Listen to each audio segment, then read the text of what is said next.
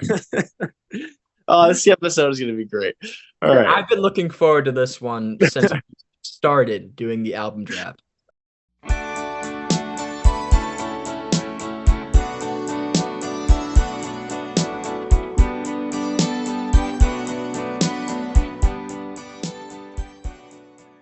Hey everyone, my name is Jake, and welcome to the 30th episode of Good Timin. As always on this podcast, we're going to be talking all about one of our favorite bands, the Beach Boys. And today we've got a really fun show in store for you all, as we're going to be doing our sixth album draft, which is where we each nominate songs from a specific period in the band's history and make up our own fantasy Beach Boys compilation album to represent that era. So for today's draft, we're going to be selecting 24 songs that the band released from 1980 to the present day. And sticking with the color theme, previous album drafts, we've decided to call this compilation album the Red, White, and Blue album. So a few other quick things I wanted to mention before we begin. First off, if you've never seen one of our album draft shows before, how this works is we each will go around and nominate one song that we think is worthy of inclusion on our compilation, and then we'll give our reasoning for why. And then after this, we each will vote on whether or not we think the song should be included. For a song to make the album, it needs to receive at least 3 votes, so majority. So if more than one of us votes no, the song gets vetoed and we move on to the next nomination. I also want to mention that solo material from any of the official band members is also eligible for our compilation, as long as it was released after 1979. So if you want to vote for any songs from Unleash the Love, Looking Back with Love, or Mike Love Not War, go right ahead. So lastly, at the end of our draft, we will resequence the album and cut any extra songs if necessary. And then we will share our full track list along with a YouTube playlist of all the songs for everybody to listen to. So joining me for today's show, we have our usual crew of Riley and Matt, plus our unofficial 5th member, Nate. So as always, I'm happy to have you guys here. And I'm really looking forward to doing this draft together and seeing what songs manage to make this album. So, Hell yeah. Grab your buds. So before we begin our draft, do you guys have any general thoughts you wanted to share on the band's post-79 catalog? It's a Extremely slope. Oh, come on. All right. Yes, it is. Come on. Compared to what came after, there's some good stuff, but it's like some good stuff. This is incredible. That is good. I checked off almost everything with that, actually. No, I agree. Oh, yes. But like Keeping the Summer Alive is kind of a mixed bag for me. Beach Boys A5 is solid. I'm a big synth pop guy. Still Cruising. I like some of the originals. I just wish it had been more fleshed out. Summer in Paradise, I think, is god awful. I think anything that's decent on it, I think it's honestly either really boring or just really bad. And like in the production ruins whatever left is good on it. Stars and Stripes Volume 1, we don't talk about. And that's why God Ray the Radio had some good songs that I think I kind of agree with Justin, where he said like it almost sounds like they sent the stun to autotune. That's kind of what it sounds like to me. Too much autotune. All right, I'll come in with a little more positive perspective and say that I think it's extremely underappreciated.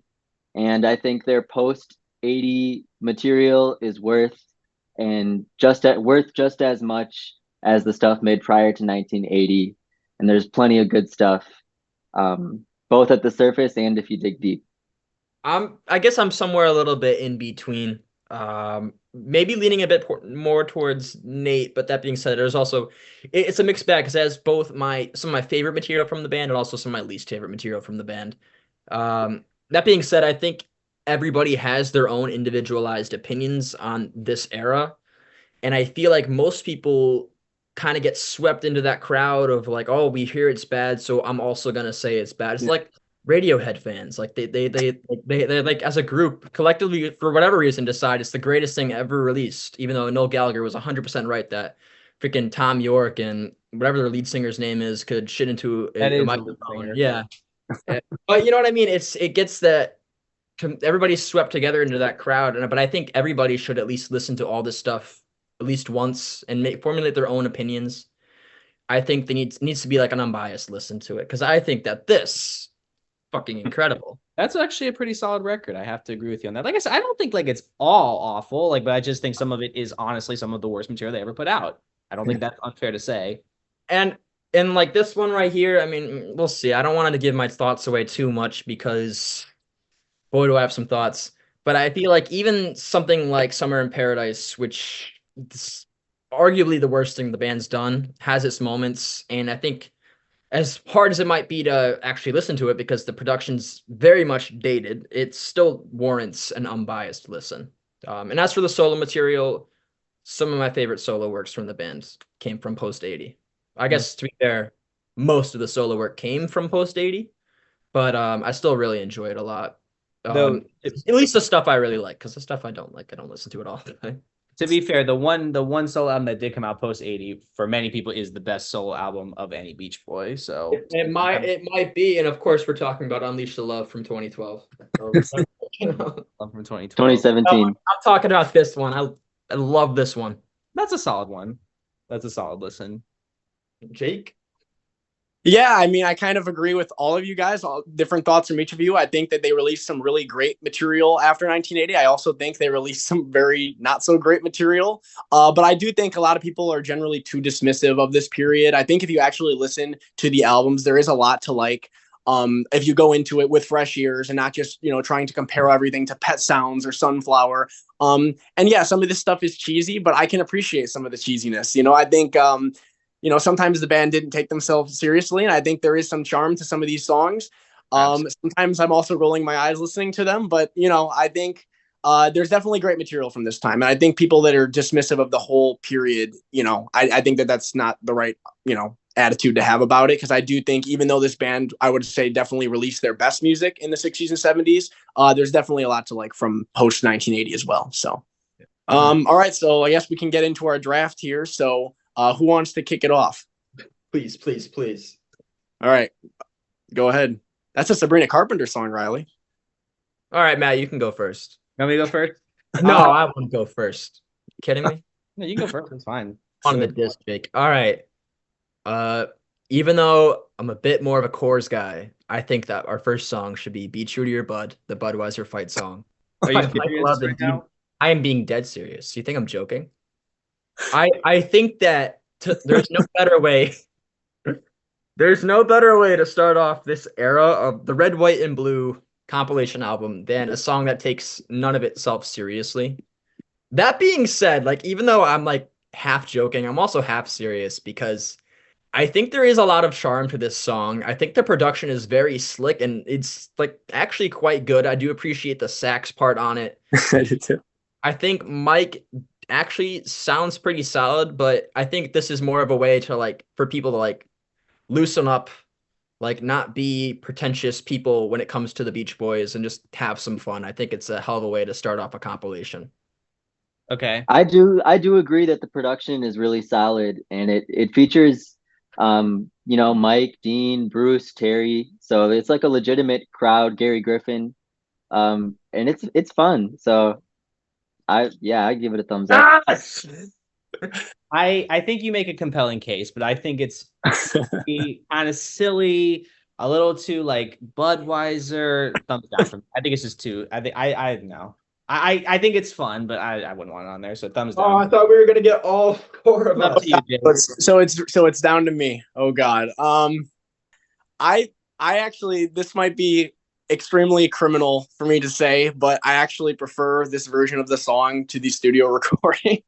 I would say I prefer live at Nebworth to this for sure, the live Be True to Your School. But if I'm comparing this to the 63 version of Be True to Your School, I actually prefer this. I like how it's sped up. I like the energy. I like the production. So yeah, I mean, it's kind of a very cheesy and silly track. And Riley makes a compelling argument for it. It's just that like there's so many other songs I want to get on here though, but you know what? I think you made a compelling enough case, Riley. I'm going to give it a thumbs up. We're going to open. Come on. This is 1980s Beach Boys. We don't need to be pretentious. Let's loosen up a little bit. I'm not being pretentious. Off the bud. I'm telling you, so if we want to kick stuff off, that's the first one I'm voting for. Okay. I don't care. I think this is staying on. Okay. Can I go next? Matt, be true to your bud, man. Come on. I'm going to go for something from Carl's solo album, Heaven. Honestly, I think I love Carl, but I think a lot of his solo albums were kind of dull. But this song I think is really pretty. It's got a great vocal on it. It's a very moving song. I know he used to sing as a tribute to Dennis in concert. I thought that was very moving. And I think that if there's one song that we can represent Carl as a solo artist, I think Heaven is the best choice. So I'm gonna put out Heaven. I know I was the guy who just asked for Be True to Your Bud to be on the compilation, but I'm actually gonna give this one a no. Why? I think No, I'm serious. Why? I'm about to tell you why. I'm sorry. Granted, No, I'm I'm curious. I do have a I do have a Carl solo song. I should. Yeah, I do. I do have a Carlos solo song, but this isn't the one I want. I do really like it. Grant, I just think there's other songs I'd rather have on here, and I do think that we can get some Carl representation. I just don't want it to be from this one. It's just not one of my. I appreciate the song. I think it's good, but there's another Carl solo song I'd rather have, and besides that, I'm not a big fan of Carl's solo stuff. So I'm Neither am I. I just really like this song. gonna say no. I'm sorry. Sorry, Carl. Everybody, Nate. somebody else. Yeah, to go along with Riley, I, as you guys know, love all of these songs. And so like I would be at first like hesitant to vote any no's because I have a feeling that I do enjoy every song that we'll bring up.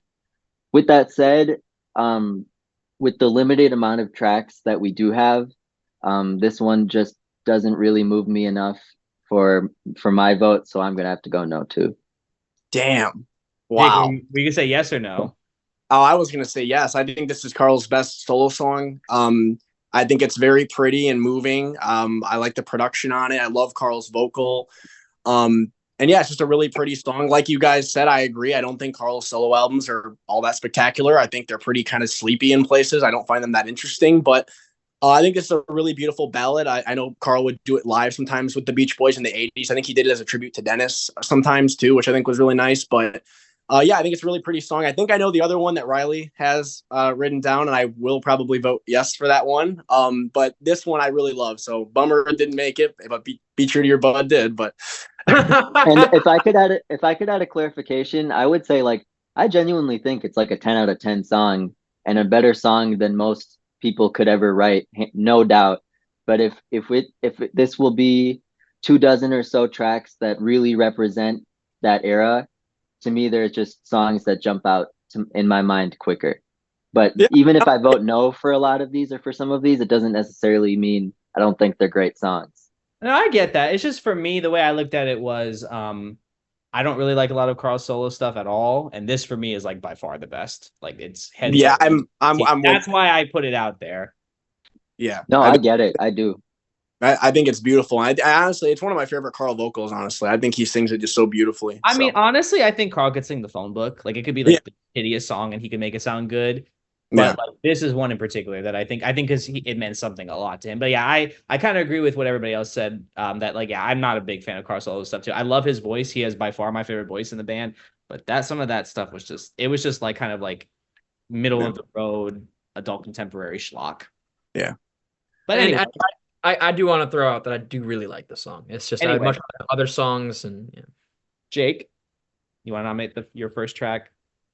All right, so I'm gonna nominate something from Keeping the Summer Alive. I'm gonna nominate the title track, but with the catch, I'm going to nominate the live version from Never. Yes! I think it rocks way harder than the studio version. I think Carl's vocal on this version is better. It's really gritty and and he sings like that opening when it's ice cream weather, get the king. He sings it so well, and just a really fun song. I think on the album it's okay, but again, I like a lot of the other songs in Keeping the Summer Alive. I think the production hinders it a bit. I also think it doesn't have the energy that it should. But that Live at Nebworth version really rocks, and I love Carl's vocal and just a great track. So I would nominate Keeping the Summer Alive as my first track.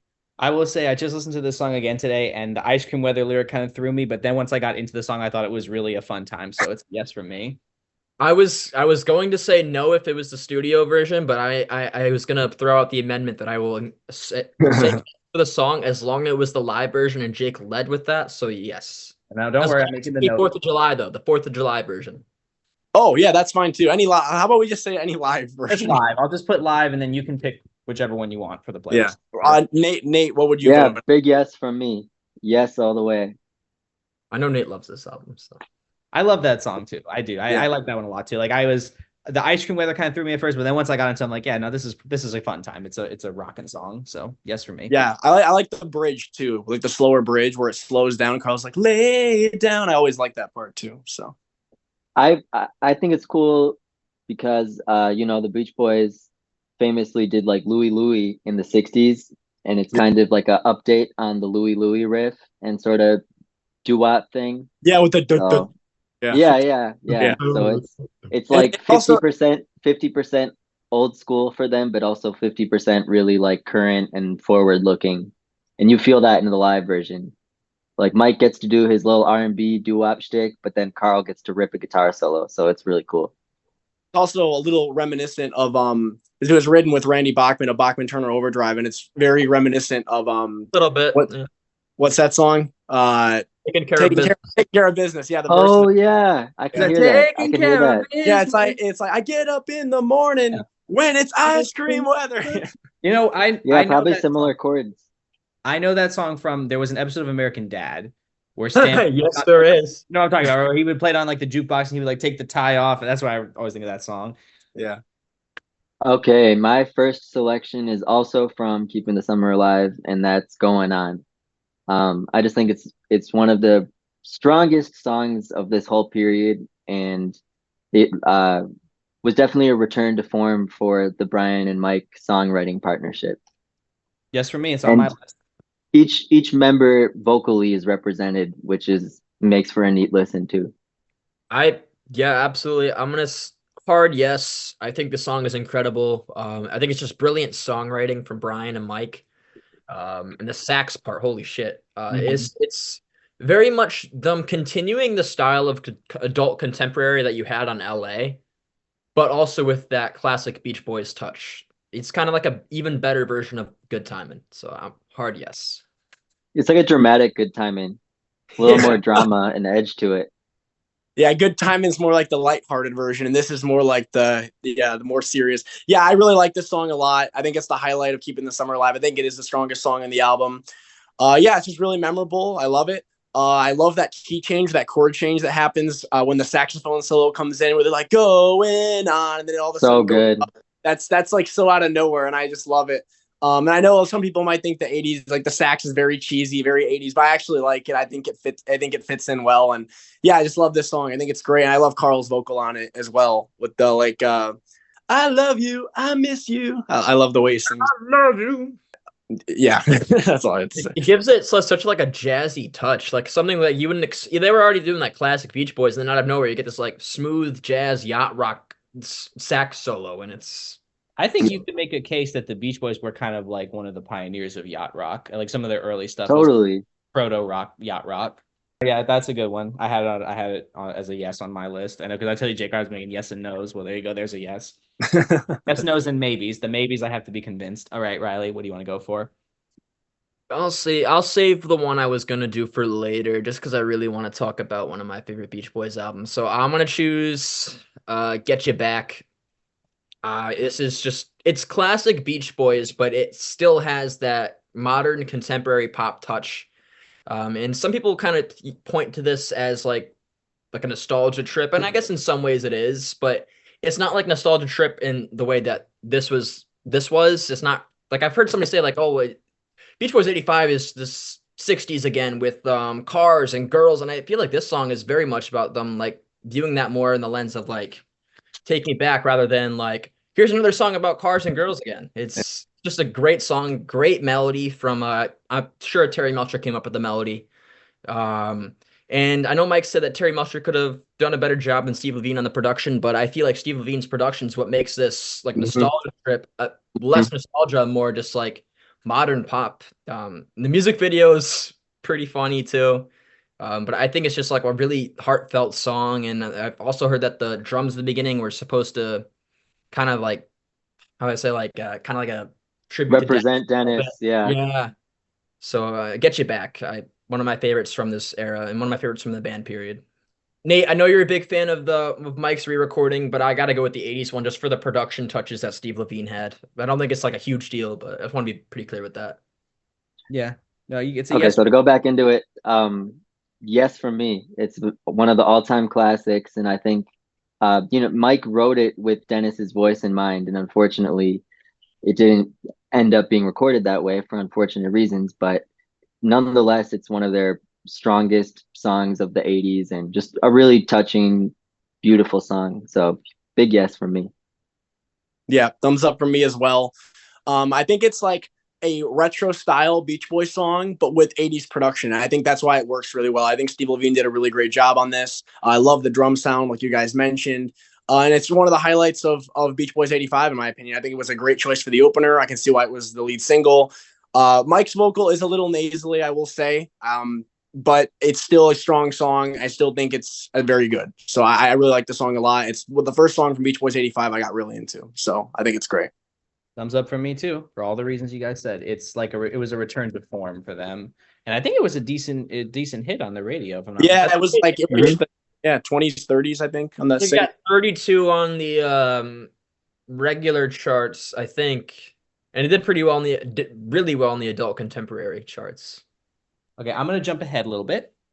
I'm gonna pick one of my favorite songs on probably my favorite song on Still Cruising, Somewhere Near Japan. I think this is a really pretty song.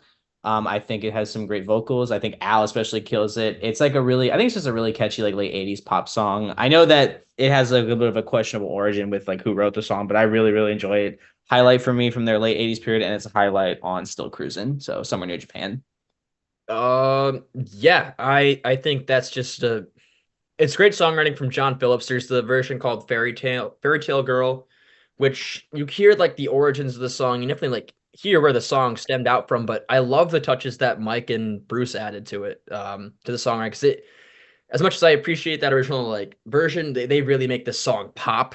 And then that whole bridge section with Al, it's just I love that everybody gets their own chance to sing on the song too. Yeah, and the great guitar line, awesome. Yeah, and I like the production touches too, like the beginning where like almost sounds like a gong and it's like the whoosh and everything. Like it kind of gets you in the mood. Sets the tone very well, I would say. Yeah, it's very much like maybe one of the best songs from the band, period. Like not just on this era. It's just incredible. Yeah, no, I know it's one of the few on that album that I know Rate Your Music really likes because they have a tendency to really trash that record.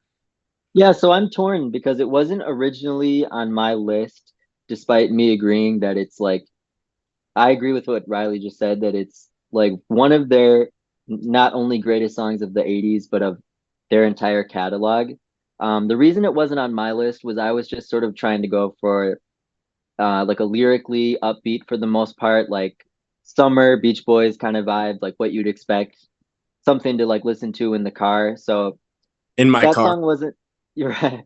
That song wasn't necessarily jumping out to me in a creating a sort of atmosphere perspective, but on the merit of how strong the song is and how great the vocals are and the songwriting, I will vote yes, even though it wasn't originally on my list. Yeah, this one wasn't on my list either. I'll be honest. I appreciate this song. Like I love. I think the production on it is very good. I love the sound of the guitars. I think all the boys sound really good on it. Never been my favorite song though, to be honest. It's not one I really listen to that often. But it's one that I could see growing on me more over time. I probably just need to listen to it more. But yeah, it wasn't on my list, but it's already on the album. So, and I think most people listening would agree with that song being on because it seems to be the most liked song from that album, besides maybe one other one. So, Okay, so it's on the list. Here's turn, Jake. The other one. The other one, who knows? all right. All right, let me think here because I've got a whole bunch of songs. All right, well, let's go back to '85 again. We're gonna go with "Crack at Your Love." I think this is a banger of a song. I absolutely love it. I love Al's vocal on this. And this is one of those songs where I think the 80s production actually really suits the song well. Like I think it works great with Steve Levine's production on this. I love the bridge with Brian singing. I really like that. Like the lonely days, lonely nights. I think he does a good job on that. And yeah, I just think it's a great song. It's honestly, it's right up there with Get You Back as my favorite song on Beach Boys '85. I might even listen to it more than Get You Back at this point. So great song, and I love Al's vocal on it. So that's Oh yeah, let's do it. I'm gonna obviously giving my yes. I'd probably give my yes to almost any song from this album. But yeah, I love the chord changes in this one. It kind of throws you for a loop a little bit, and it's like, gonna get you cracking like that. Sorry, I was really excited. But yeah, I think Al gives an incredible vocal, and the production touches on this one from Steve Levine. He knocks it out of the park. It's so 80s, but it's not like 80s in your face where it hurts to listen to. It's so slick. Easy yes from me. Yeah, it's a yes from me too. I really enjoy this song for all the reasons that you mentioned. Yeah, I do like the Culture Club sort of vibe with the production. And anytime that Al and Brian wrote together, the songs were usually charming and sort of out of left field. But this one would probably have to be a no from me. Damn. Well, it's 3-1, so it's Yeah, on. 3-1. So it Yeah, made it. so it still makes the cut, but Nate's gonna need a little help from above. No help from my friends, right? All right. is it my turn? Yeah, it's your turn. Okay. My second pick is also from Keeping the Summer Alive, and that's Some of Your Love. I just think I think it's really fun, and I listen to this song like way more than any person should, but it's kind of a cool update on Be True to Your School, even though we have another update on Be True to Your School on our playlist already. But yeah, I love Mike's vocal, and I think it has some great drumming and just a fun song that I love to sing along to it. Yeah, I do that. So I was gonna do one before I did get you back. I was like, should I do it? I'll save it for when we get to the bonus tracks, and then we just add in any other ones. No, Nate voted for it. Yes, I love the saxophone on this one. I think Mike gives like such a like fast-paced, energetic vocal, and I feel like he takes what could have easily just been like a throwaway song and pumps it full of energy, full of life. And then that little part where there's a little breakdown, it's just the vocals where it's like some of your love in the middle of the song. Incredible. It's probably this and Going On are the only two songs that I really listened to from Keeping the Summer Alive. I think it is one of their strongest like return to form in terms of making like a oldies surf rock typical Beach Boys kind of song before Yeah, they were too old where it sounded completely off-putting. Like it was still able to be like, pretty convincing on this track.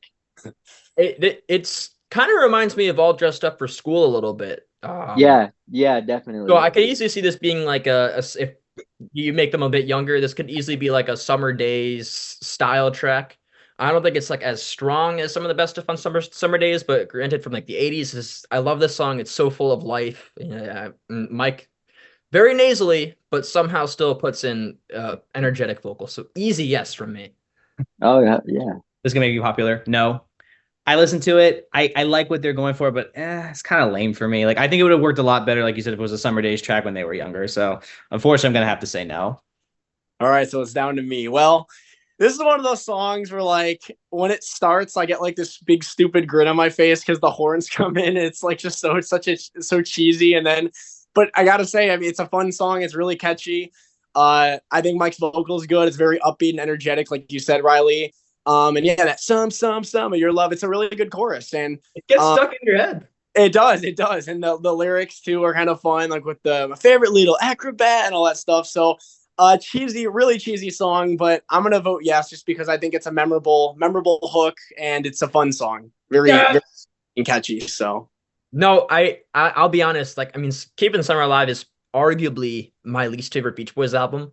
But like the first time I listened to this and I heard the sax, I was like, no way, I don't like this. And then it was stuck in my head for like the rest of the day. I'm like, I'll re-listen to it once, and now it's one of my favorite songs from the. I think it's catchy, but I think it's a little too cheesy for me. yeah, I will say, Matt, I did say on a past episode that like this almost feels like it's too catchy. Like it's like they're trying like to a parody. like, It feels like to smash me. that hook into your head like some. But yeah, it is really fun. And I also want to mention I do like the bridge as well, even though they're calling back to another song, which I know some people don't like. But I like the "Kiss Me, Baby." I like that part too. So. Oh no, there's one song where they call back to another song that I can't stand, but that's not in this. That's not here, so we don't have to worry about that. All right, I'm gonna do my next one, and then I'm gonna grab dinner. Don't worry, I'm not having Coke or hamburgers.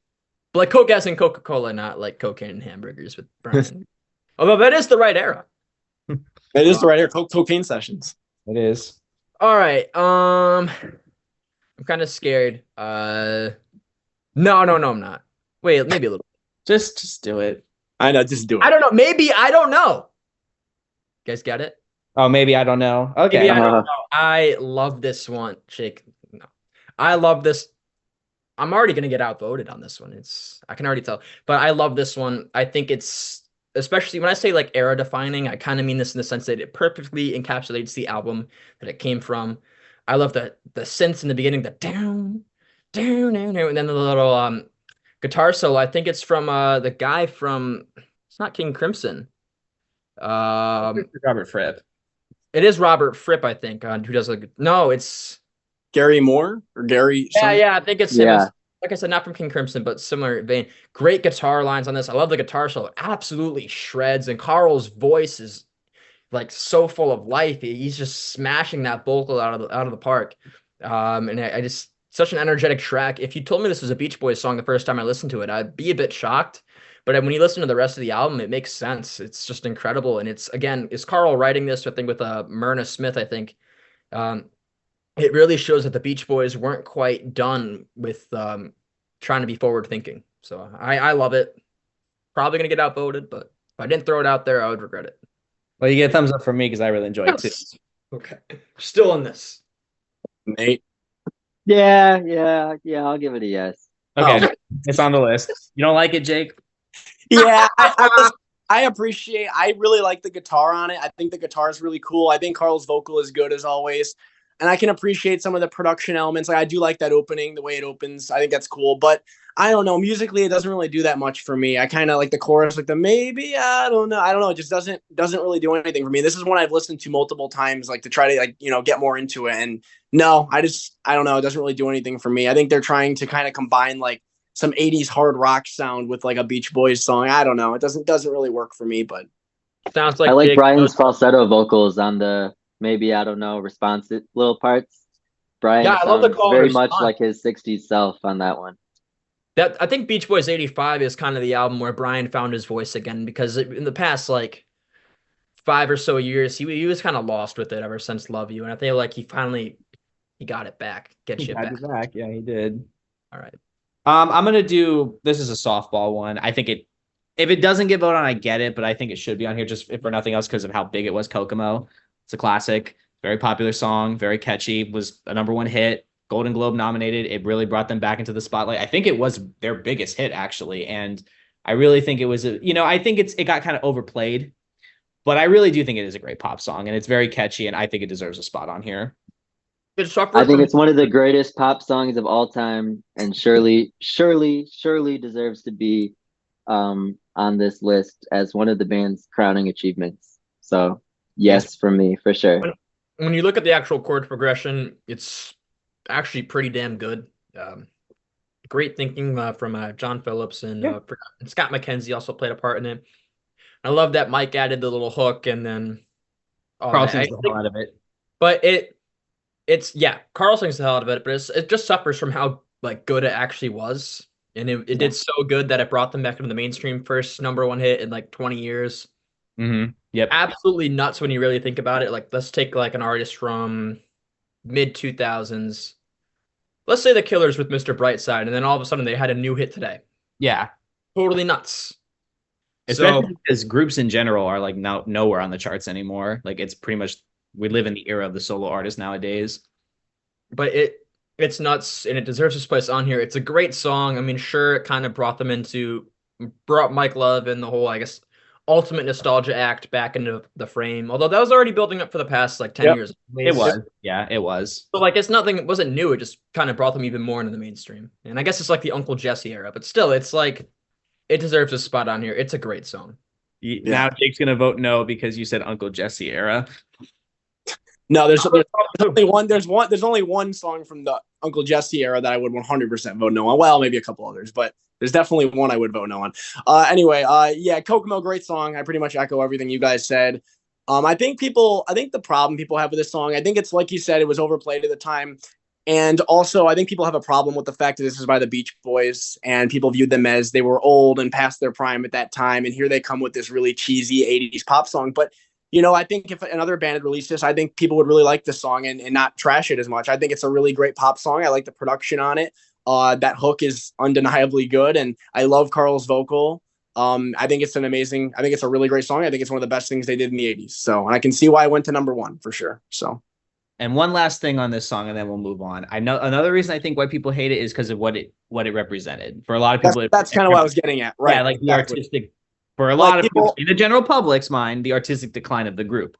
I mean, Lana Del Rey even said it in a song she did a couple years ago, where it was like she had a lyric that was like, "I miss the bar where the Beach Boys used to go. Dennis's last stop before Kokomo," basically saying like, and died with him.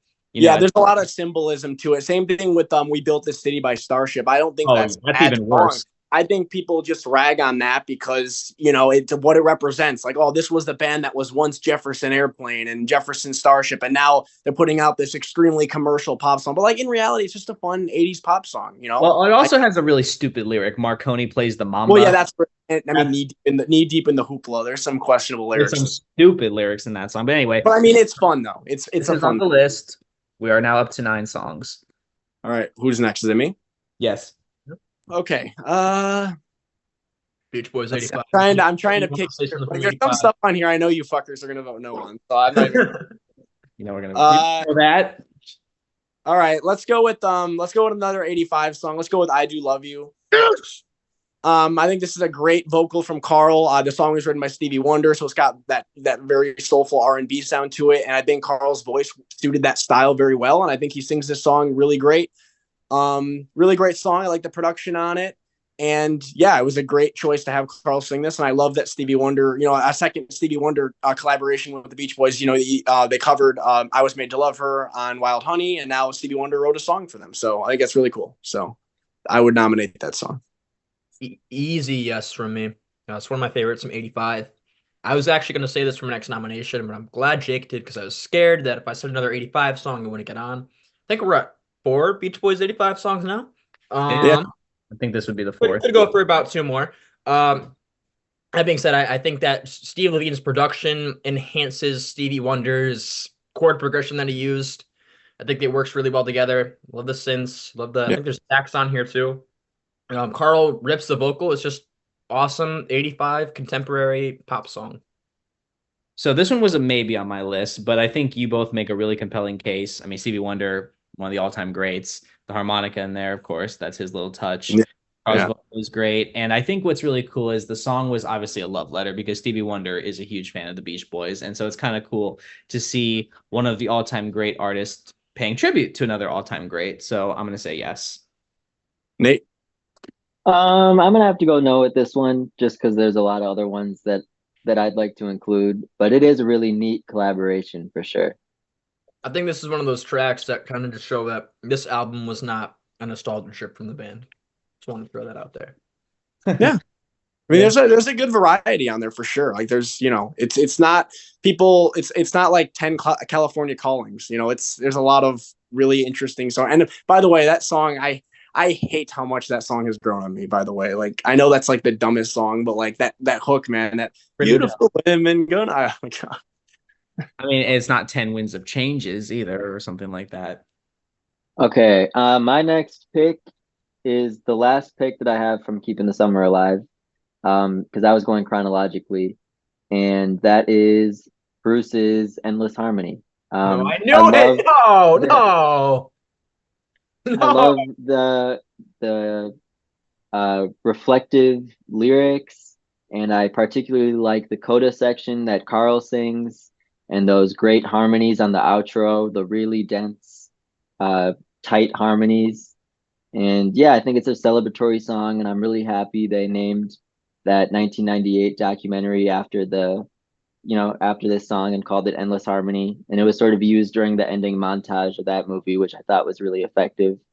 And yeah, I think it's a great signpost of the band where they were at, sort of looking back at all they had accomplished. So yeah, I really dig that song. All right, let me go next in this one. Let me go next. I'm gonna vote yes as well. I think this song, musically, arrangement wise, I think it's like the backing track is hauntingly beautiful on this. I love the keyboard. I think it's like very haunting. Yes, I will admit, yes, Bruce's vocal, little cheesy, some of the lyrics, very cheesy. But at the same time, I think it's a strong way to close that album. I think this being the last officially released studio song before Dennis passed away, I think gives it some added emotion to it. With like the lyrics, like endless harmony, like the band's music will be endless, will live on forever. I do like the coda, even though the lyric is extremely cheesy. I think Carl really sings that well. And that ending with Bruce doing that falsetto at the very end, that real high note. Yeah. Literally, that literally gives me chills. Like the last time I listened to this song, I actually got chills listening to that. And the way it fades out too is very, very haunting and moving. And again, I think this song, like, it has added emotion for me, or it moves me more than it should, just because both the backing track being like so like beautiful, I think, and also the fact that like, you know, Dennis passed away not long after this came out. I know Dennis didn't play on this, I don't think, but just knowing that this was the last song on the last album before Dennis passed away, I think gives it some extra feeling for me. So I understand why people have a problem with this song, but I do think it's really, really pretty, and I think it's a good song from Bruce. So I'm gonna nominate it, but we'll see what you guys say. I know what Riley's saying, but Riley, you go first. I'm glad. Yeah, I will. I'm glad, Jake, that you understand why people have a problem with this song, because I do. And like actually get serious, I do think the backing track is, like you said, hauntingly beautiful. Great keyboard from I'm assuming Bruce plays on the keyboard. Yeah, I'm sure. Yeah. But the lyrics, man, the lyrics and the vocal approach. Ocean Lovers. Yeah, it's too much Bruce at once. And I don't really like the coda with Carl and like the bombs bursting in air. It's too much. It's too much. But I do appreciate the sentiment. But oh no, it's too much Bruce. It's too much in your face cheese. It's not the good kind of cheese like In My Car. It's like trying so hard to be like this beautiful song. And the backing track is. But I don't know. It's Bruce trying too hard, in my opinion. That's I don't. It's gonna be a no.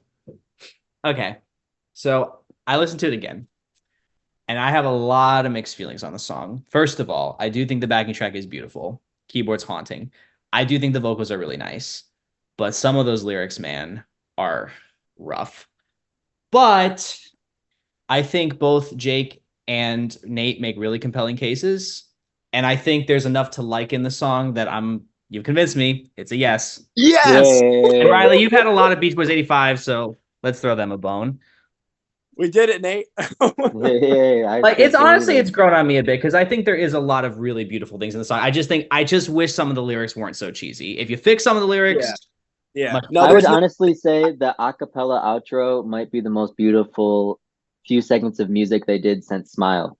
No, it's definitely a very that acapella outro is just so moving. I agree. Song. That's the most moving part of the song for me. It's that last like 30 seconds. Like, yeah. You're lucky you caught me in a good mood with this song today because I listened to it again. I'm like, you know what? Now I kind of see what Jake sees. Like, Winds of Change still doesn't do anything for me, but this started.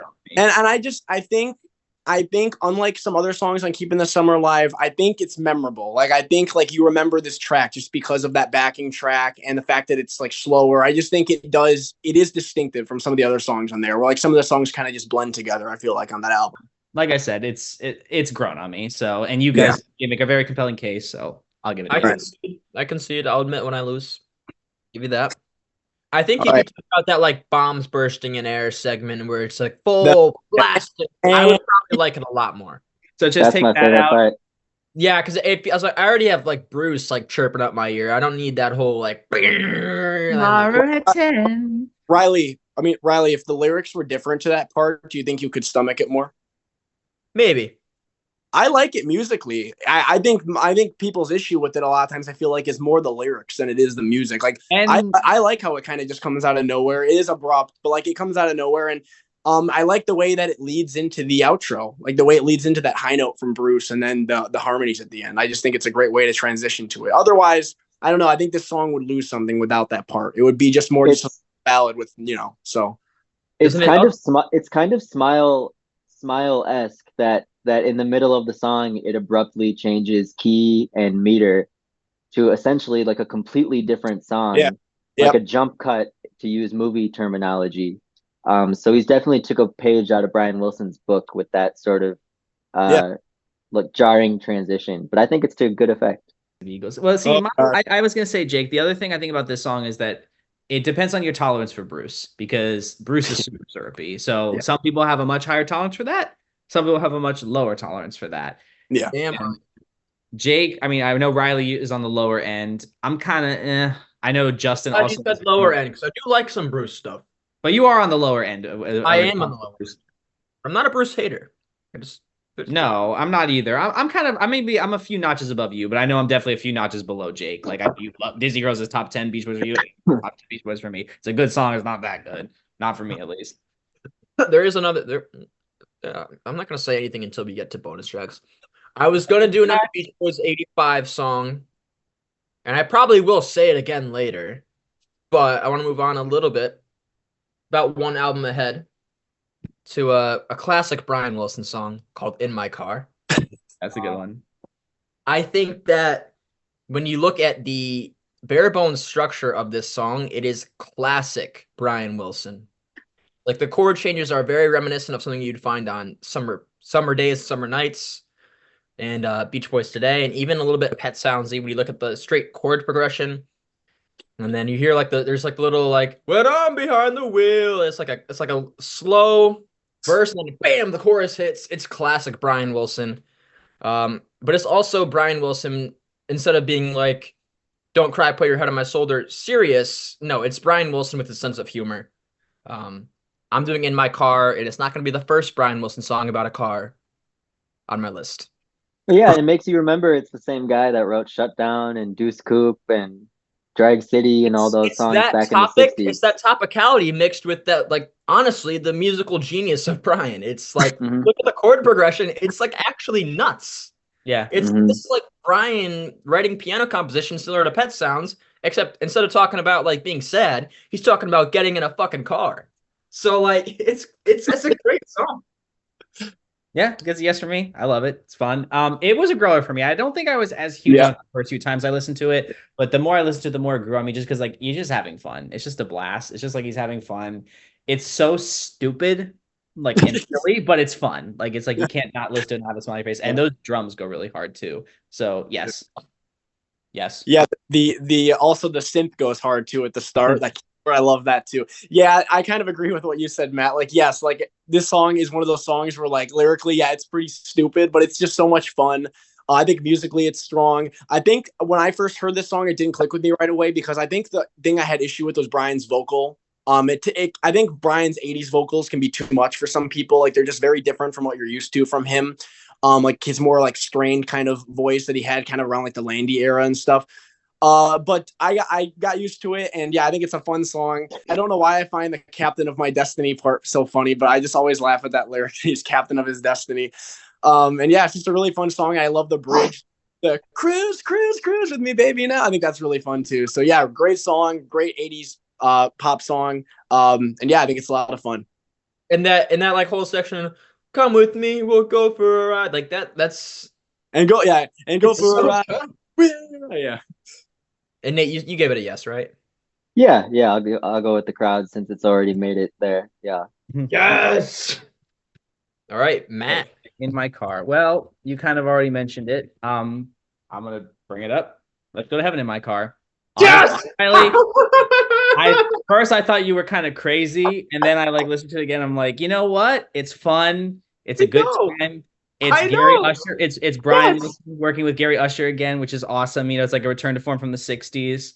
Oh, We just throw it on there. You know, we'll have both of the Brian Wilson Car songs on there. I don't know if it's gonna get on there, but I'm throwing it out oh there. no, It's fun. if it doesn't get on, I'm quitting the show. You are? Well, I think it's fun. And I think what I think is also symbolic about it is that it's Brian coming back with Gary and writing something together. And I think that that's like, it's like a full circle moment. And I think, oh no, you finish up first. no, that's it. I think Brian working with Gary was really good for him because at that point in time, he was starting to come out with, especially around like 85. And then I think when he started writing songs with Gary again, it kind of brought back that Brian Wilson magic that he had.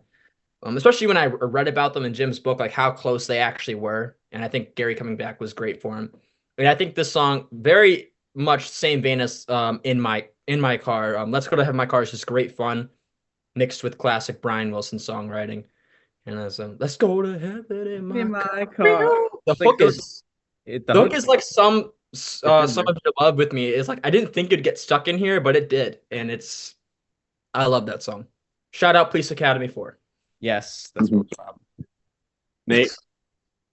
I'm gonna probably have to know this one. Not that it isn't really fun and special and unique, and I do agree with the take that it was like really neat for Gary and Brian to write together again.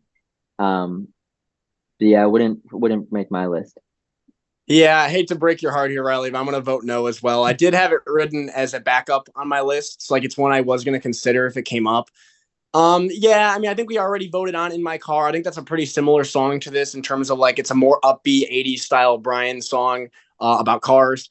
I do like the song. I think it's a good song. Riley definitely got me more into this one than I was before.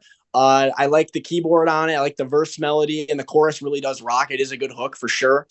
But yeah, I think In My Car's already on here. I don't know if this one needs to make it too, but again, I do like the song. I think it's a good song. And I don't think, didn't it, and you might know this, but didn't it get like voted as like the worst song of the year, like the worst movie song of the year? But like The that Razzies used to have a category for that. the Razzie Awards, or whatever they call it. I don't think it won. What year did this song come out? 86? 80, 86 or 87, right? 87. 80, On the Reddit thing where it's like best songs of the year, I voted for it in 1987, Reddit's best song of the year in 1987.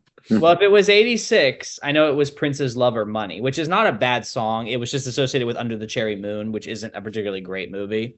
So they decided to dump on him that year. That was the B-side to Kiss. So I just know that one. Well, Jake, this is my last episode of the show. So I tried, Riley. I put it out there. Oh, Matt, we'll start our own spinoff.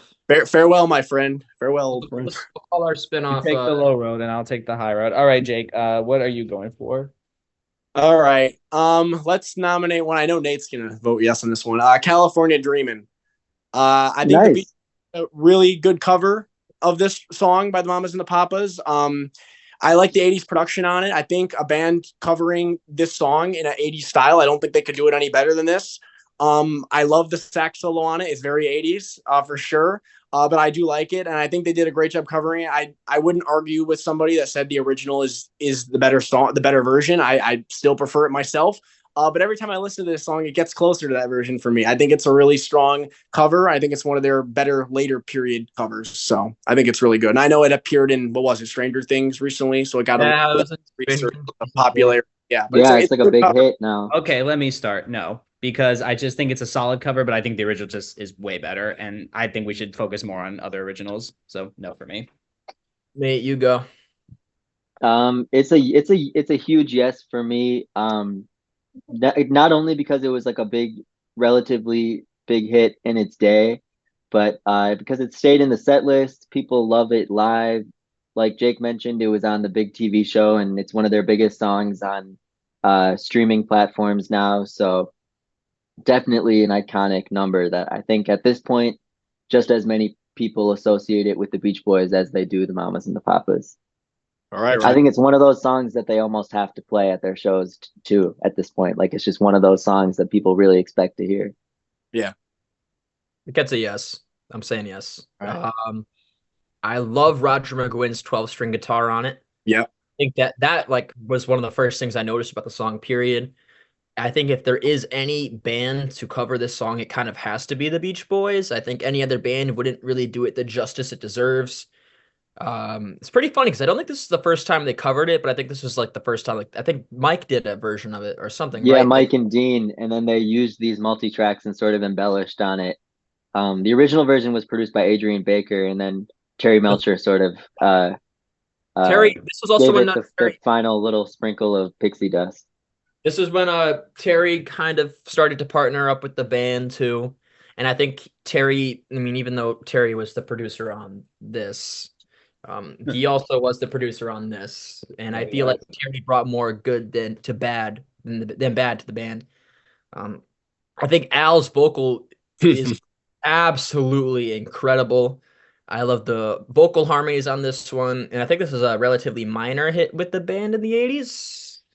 I think you might be right. I know it was on that one compilation, right? Like USA or whatever it was called. It took a while to grow on me because I was a big fan of the original, but one of the best covers I've ever heard ever. So I mean, see, I think it's a solid cover, but I really don't think it compares to the original at all. I think the original is like definitive. Like it's like I don't like John Phillips at all. Like I think he was a complete scumbag. But my God, is that an amazing song? Yeah, but I feel like it's like you're covering one of the biggest songs from the 60s. It'd be like covering Hey Jude, and it's like really hard to compare with that. And you're talking about one of the 60s definitive songs of the 60s. So yeah, for me, it works just because I think it's a very good 80s take on the song. Like they didn't just do it straight up going for the exact same sound. It's sped up a bit. The Roger McGuinn guitar on it is really great, very distinctive. As soon as it starts, you can tell like that's his style of guitar. And it's a really it's a really great song. I love the production on it, and yeah, I mean, listen, I agree with you though. The original definitely. For me, I personally do prefer the original. I do think I just think sometimes like when you're covering a song like that, something like that, that's like one of the all-time hits in the rock canon, it's gonna be hard to compare. You know, it's like if you try to cover Layla, it's gonna be tough. Also, shout out to Carl's lead part on this song too. I love that part too. But I do think it's a solid take. For me, it's just not strong enough to make a comp. Yeah, it helps that they had like such a massive ensemble cast with this one, because they had, I think, some of the members of the Mamas and Papas on it. Yeah, Roger McGuinn, who's also like, they had basically the California Sound cast, which is pretty nice. Very interesting music video for this one too. Okay. Yes. Nate. Yeah, my list was chronological, but to ensure that we include some more recent ones, I'll start reading from the bottom of my list up. So I'll throw out Al Jardine's new single, Wish, which I think is just a really pretty tune. And if this was like a swan song of the original Beach Boys founding members, I would be satisfied with that. And I think it's a really beautiful song. I think you bring up a good point with that. I do think it was a good song. I haven't listened to it too much, though. I think part of it, for me, it needs to be listened to more, because I've only listened to it like twice. I haven't listened to it. Oh, I'm bad. I haven't listened to it. I haven't. So I guess you need a 2 out of 3 vote for this. Yeah, 2 out of 3. I won't vote because I haven't listened to it. So yeah. I do want to shout it out though. I thought it was really great. Honestly, like a pretty surprising melody at this point, especially in the year 2024. They've been going on for like 60 plus years. That being said, though, I haven't listened to it much, and I feel like if you're going era defining, and for a song to end the compilation, I feel like there's probably at least a couple better ones that I'd rather have, but I do want to shout it out, but that's gonna get a no. No? Okay. So yeah, I have heard it. I listened to it maybe once or twice. I thought it was all right. I think it's decent. I don't like, I feel like there's quite a bit of auto tune on it, which I'm not a huge fan of, because I don't think Al really needs that. I think Al's voice is fine. I don't know why they slathered that on there, but I think it's all right. But I kind of agree with Riley. I need to listen to it more myself to really like give it a vote. And also, like, I don't know if it's like we can call it a like defining song for this period yet, just because like it's such a recent release. I think it's one of those things where like over time you would have to see like what how it grows on people, what people think of it. So I'm gonna give it a no. But I did think I thought it was a decent enough song. Yeah. Yeah. Didn't it come out like weeks ago? Yeah. Very recently. I'm sorry, I haven't heard it. I gotta go listen to it. So that's a no. All right, Riley, you can go. I'm gonna pick one from Brian Wilson's self-titled. There's a couple on there I could pick that I'm sure would get on, but I'm gonna pick my personal favorite. There's so many. I feel like the verses on this are, again, classic Brian Wilson. I love the touches in the production. I think Russ Titleman did the production on this one with Brian, and I feel like it. Yeah. It came out, honestly, so charming, but this specific song, it's like, there's so many dreams I need. Like, it's classic Brian. It's very like jazzy. You could definitely hear the Four Freshmen influence, at least melodically, on this one. And then I feel like it's such a great song, classic Brian songwriting, great chorus, great verses. It's my personal favorite from his self-titled, and I love most of that album. So that honestly is saying a lot. I'm gonna say there's so many from Brian Wilson's self-titled. Yes, from me. Very Pet Sounds-esque, very charming song, kind of in the similar vein of Still I Dream of It. So yeah, it's a yes from me. Jake. Yeah, so Riley turned me on to this song because I wasn't super familiar with it. I've listened to Brian Wilson 88, but it's not a song that like really jumped out at me. So I re-listened to it when Riley recommended it to me. And I do really like the song. I think it's a good song. I think it's one of the better songs in the album for sure. It's one I have on my Beach Boys playlist. There's other songs though from that album that I think are stronger representations of that album. And there's too many other songs that I feel like I want to get on here or there's too many songs I also want to get on. So I'm going to give it a no, but I do think it's a good song, and it's one that definitely has grown on me since Riley kind of reintroduced it to me. So yeah, I mean, I listened to this album today and it didn't stick out for me, so I'm going to have to say no. Sorry. Oh, it's good because I'm gonna probably give at least two other recommendations from this album. I'm sure you Not will. two. I'm sure you will. I I'm gonna go for an outtake. Ooh. Soul Searching. I think that's a really pretty song. I thought Annie Paley did a great job with it. I really don't understand why it didn't come out until 2013 because I think it's an amazing song. I think Carl sings the hell out of it. I think it's a very relatable song too with the lyrics. You know, like you've lost that love, you're looking for them, you're looking for your soul, you're looking for your missing half.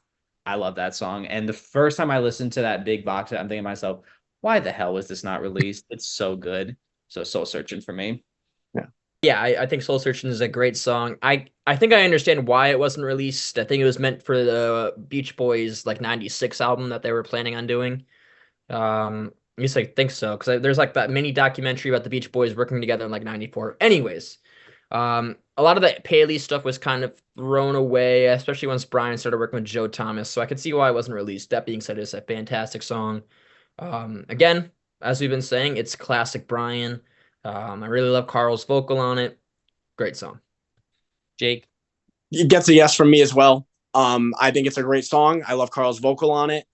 And yeah, like Matt said, it's one of those songs that's like amazing. It stayed in the archive for so long because it's a really great track. And yeah, I like the lyrics as well. I think it's a really well written song. And I like the bridge too. Very good bridge as well. So great track.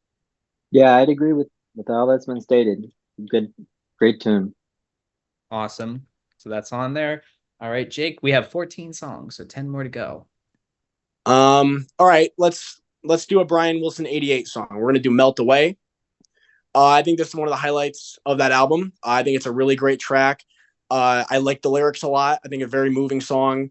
I love the bridge. The I won't let you see me suffer. No, not me. I think it's a really good bridge.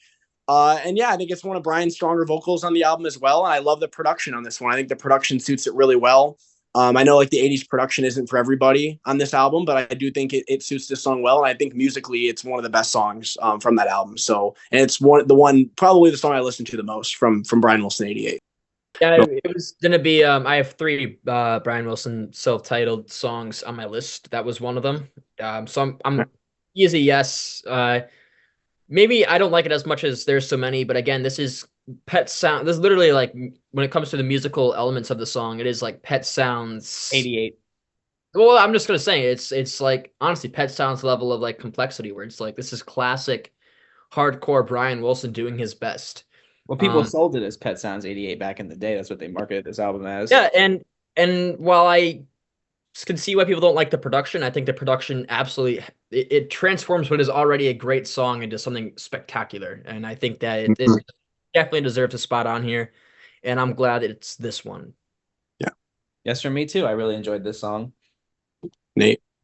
Yeah, that song, it got me through a lot of tough times, so it's a very, very special song to me, and I couldn't imagine it not going on our playlist. All right. Yeah, lyrically very relatable song, especially if you're going through a rough patch or something. I agree. I really like the lyrics on that one.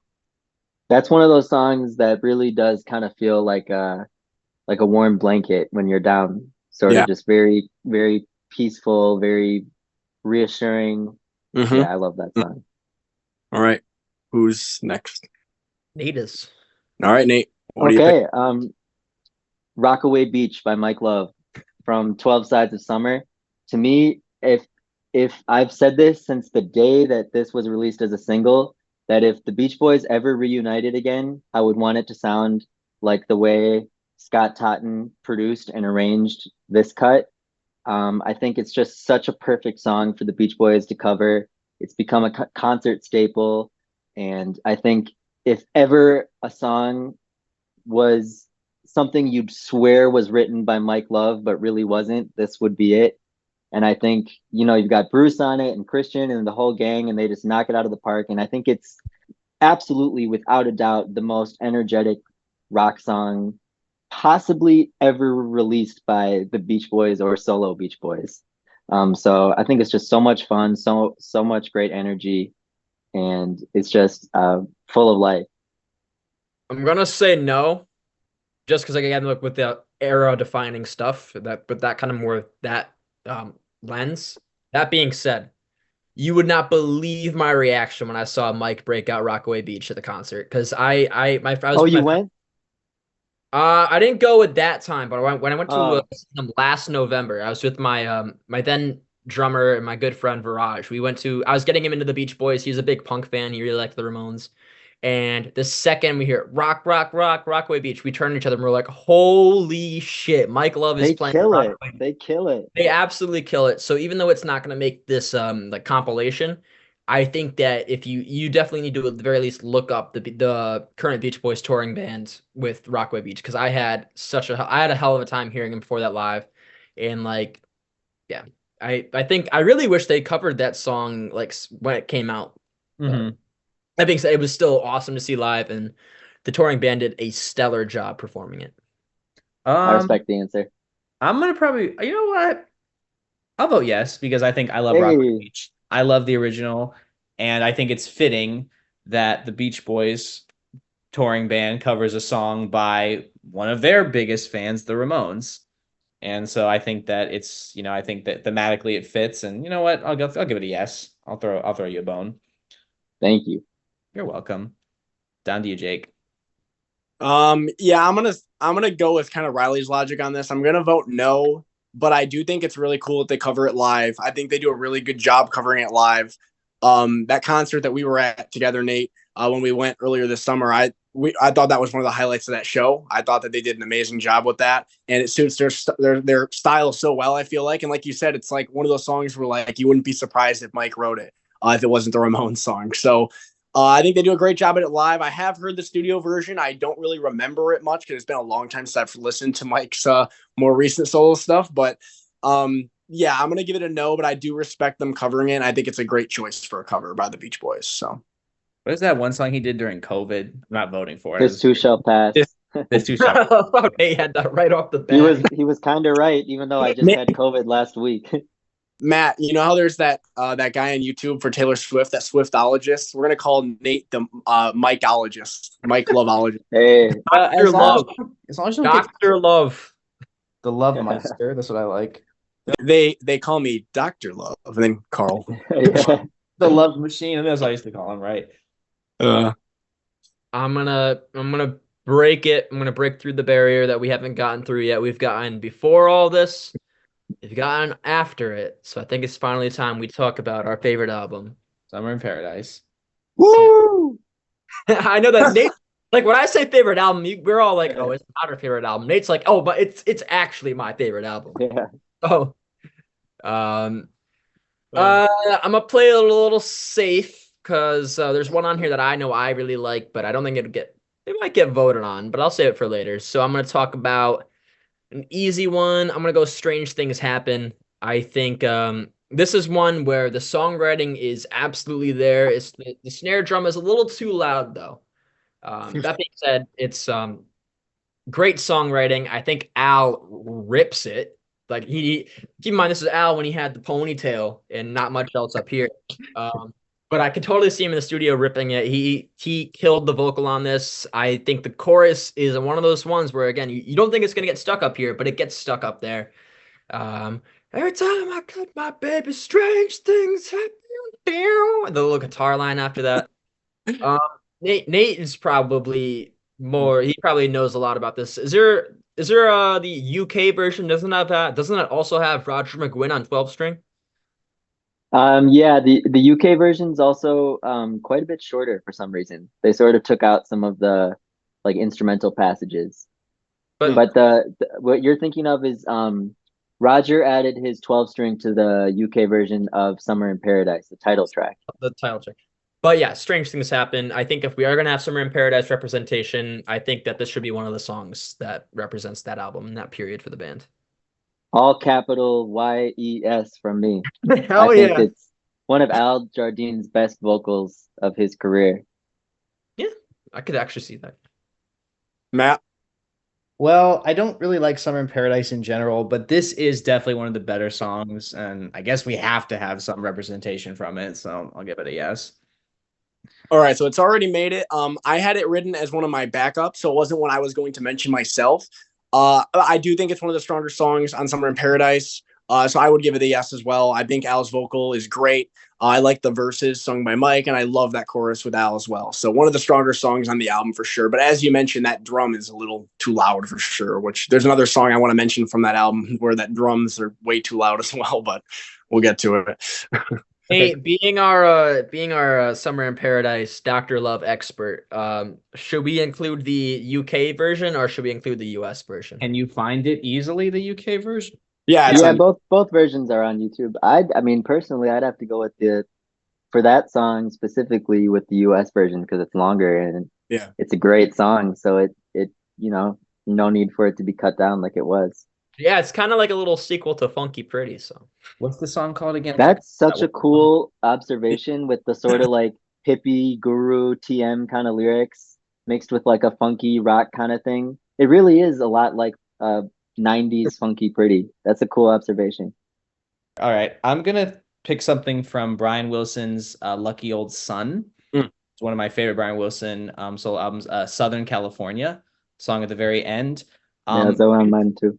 Very nostalgic song, very like really moving song, kind of like opens up where he's talking about his brothers and everything, and kind of like sets the tune of like California, kind of like where this all began, where he where he was born and raised, where like this whole keeping the summer alive and this whole legacy of the Beach Boys started. I just think it's a very moving song and such a beautiful song, and I actually really do love that Lucky Old Son, but that song I think really kind of encapsulates that entire album as a whole. So something else.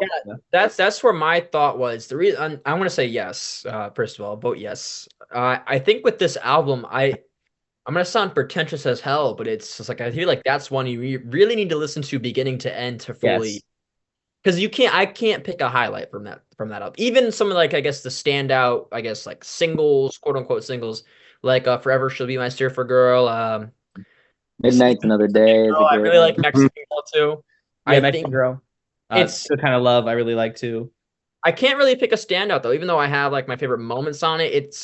I think Brian really intended for that to be a full listen because even on like some of like the highlight songs, there's that little reprise of that Lucky Old Son. So I'm gonna say yes because you could honestly cherry pick any of these songs and it would probably fit. And I'm glad you picked this one though because it does end the album and I feel like it would make it easier for the flow of the compilation. So for sure, we could put like towards the end or at the very end or something.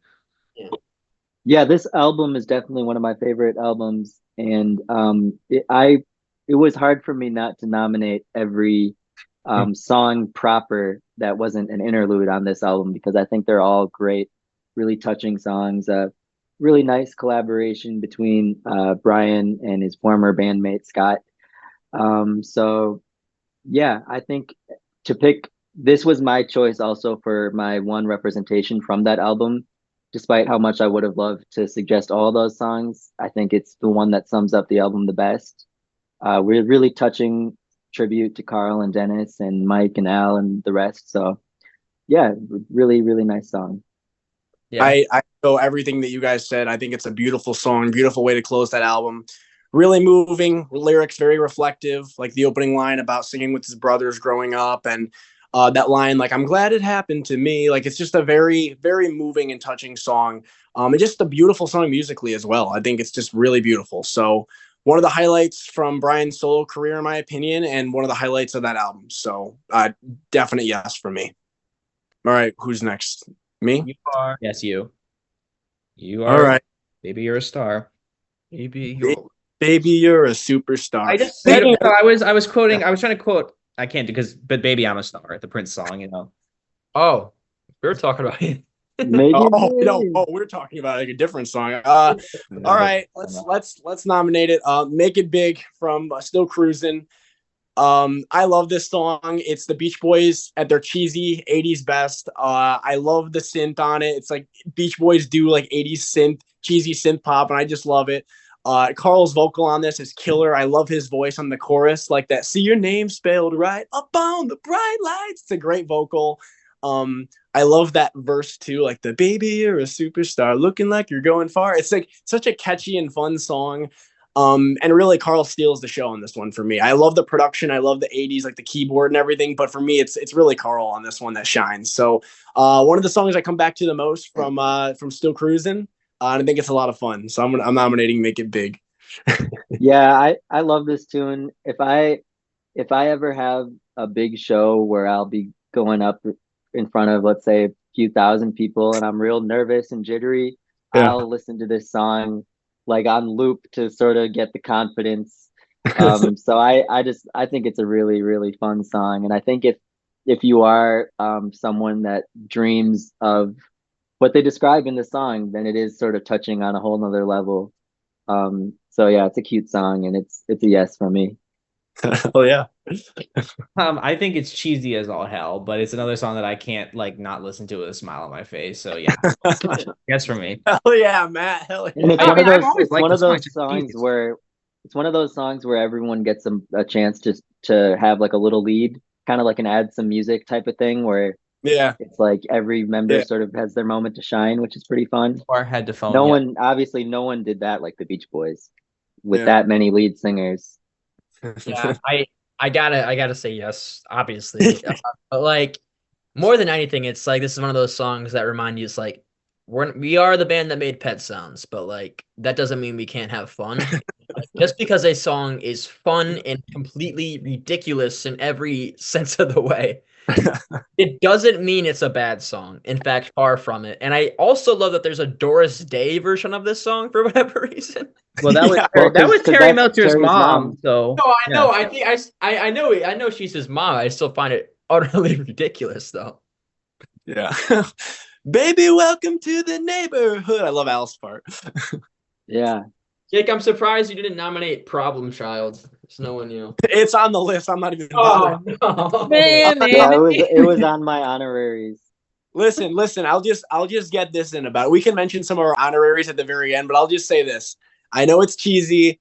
I know it's again like this song. It's like 80s Beach Boys cheese, or I guess 90s. I think it came out 92 or 91. 90. Yeah.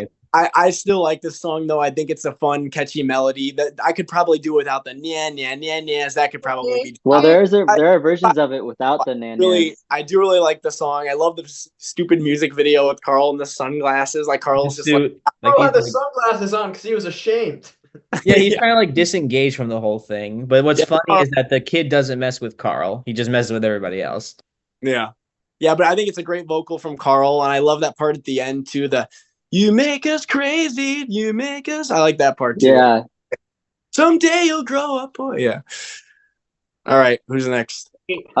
So I guess it would be cool to have a Dennis co-write included on the list.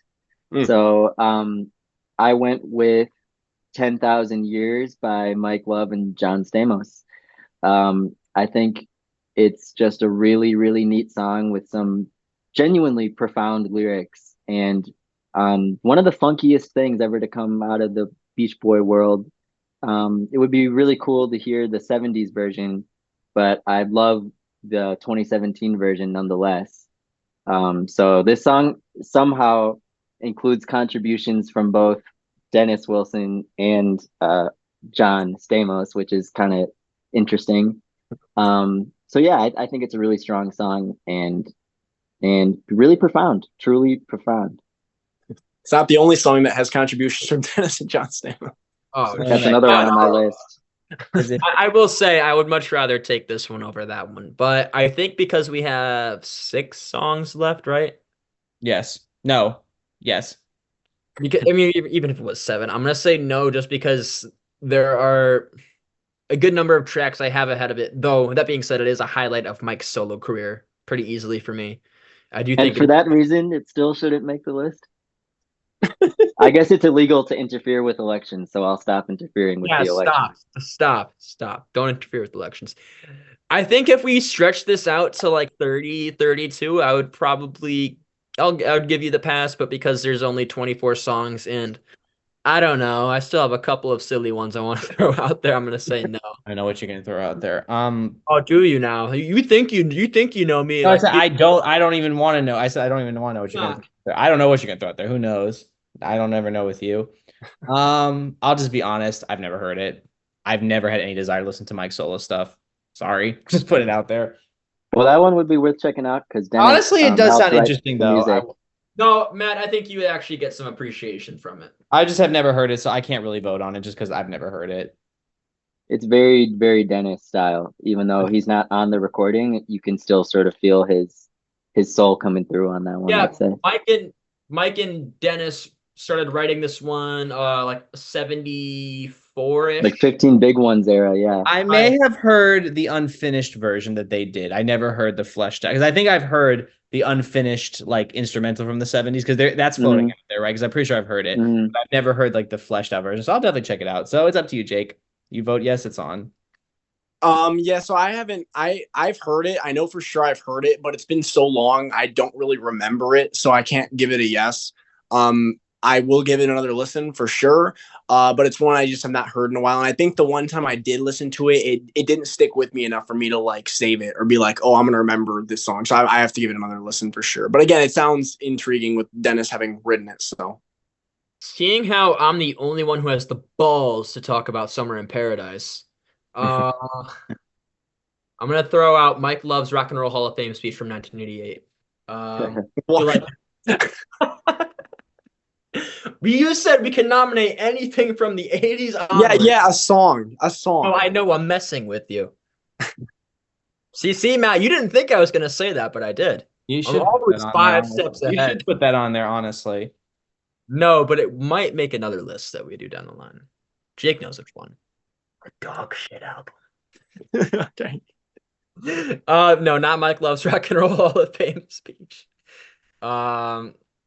Seeing as Jake might throw out the other Summer in Paradise one, I'm gonna say. Oh boy, what are we? Oh boy.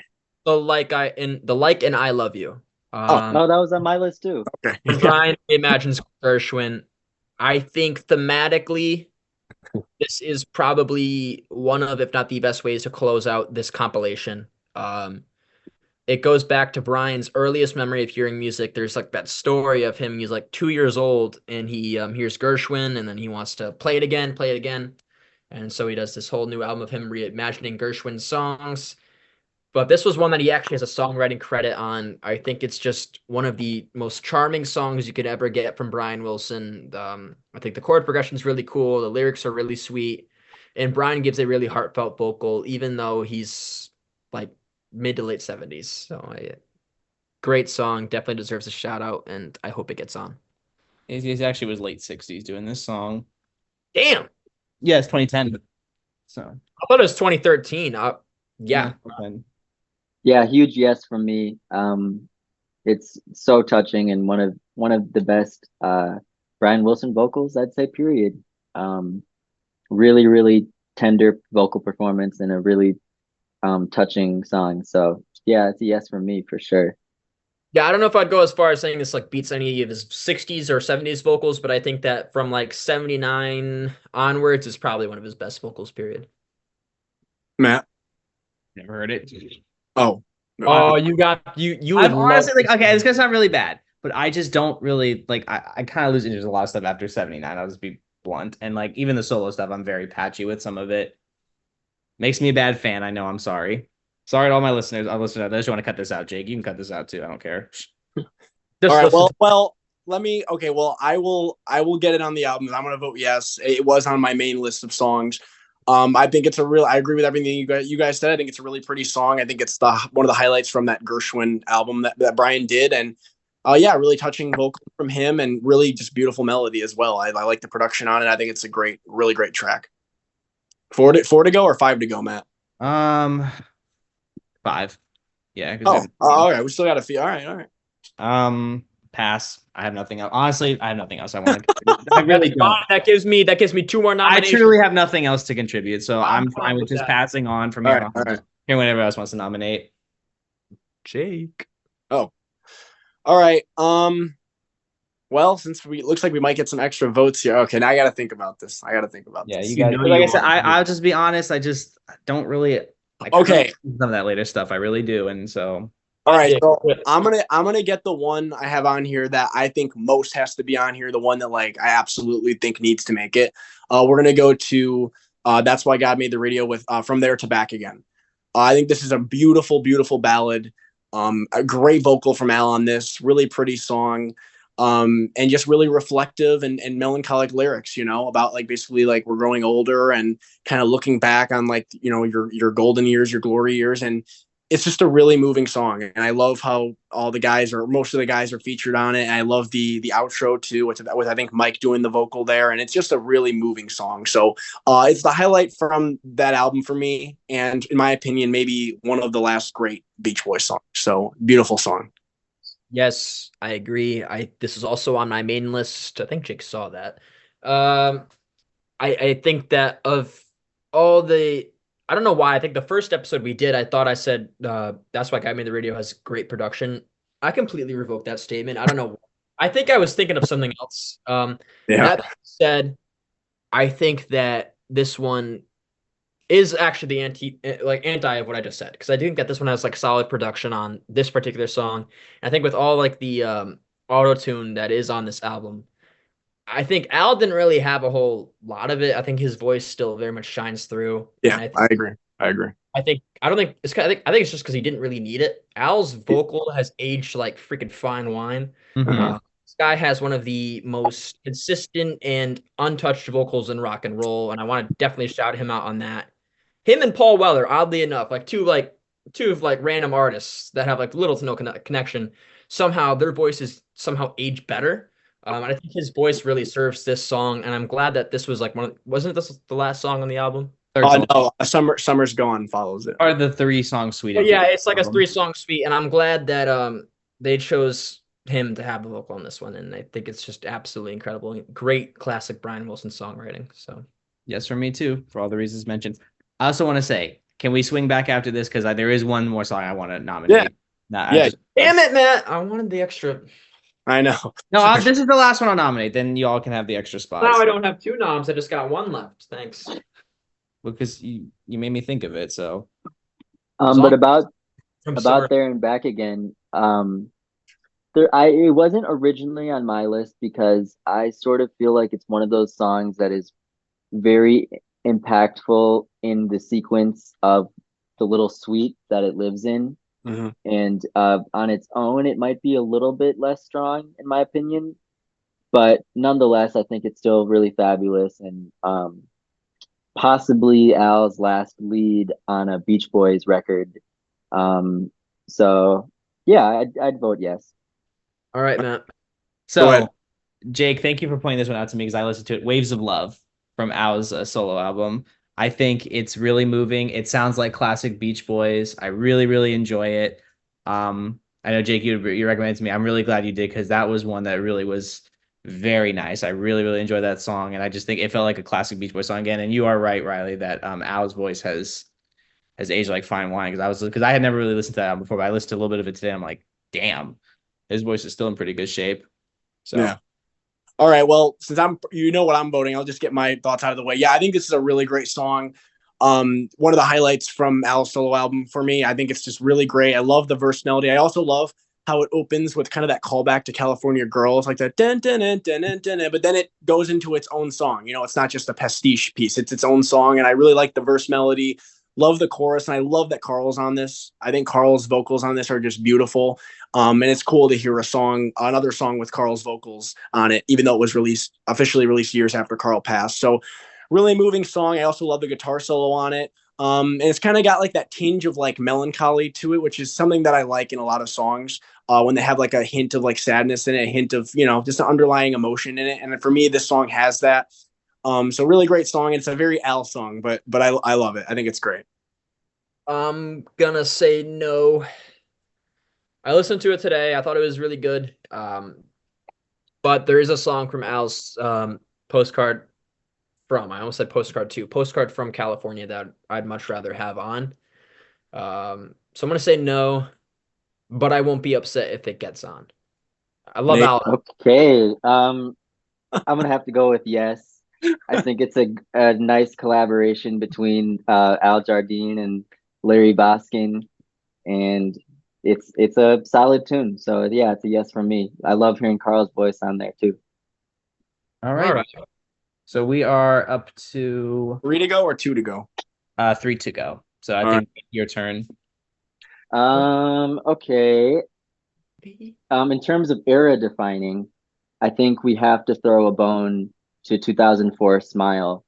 And I think the most representative of that triumph of Brian finally achieving his goal of releasing Smile was when he sang Heroes and Villains on that TV special in England. To me, that's like the moment that pops into my head if I think about 2004 Smile. And I think just because of the magnitude and gravity of that situation, it should definitely be represented.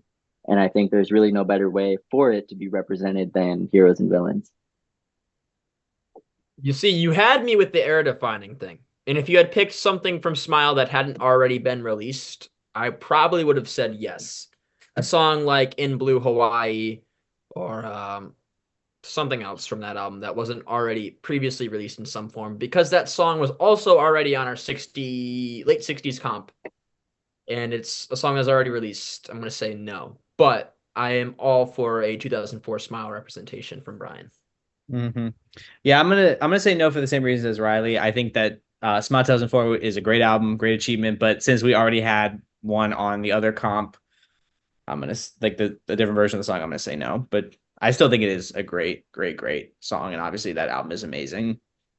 Yeah, same for me. No, but I do understand the logic behind it being on there. I do think that's good reasoning from you, Nate. But yeah, same reasons as they said. Like we've already, like you said, it was been on a previous compilation, and it's an older Beach Boys song. That I do think the older version is superior, but I respect it for like what it meant to Brian, and he finally got to finish his masterpiece. So Yeah, if you picked like In Blue Hawaii, like that instrumental, I would have voted yes easily. What's that other one they did like on a holiday or something? Yeah, That's Holiday's awesome. Mm-hmm.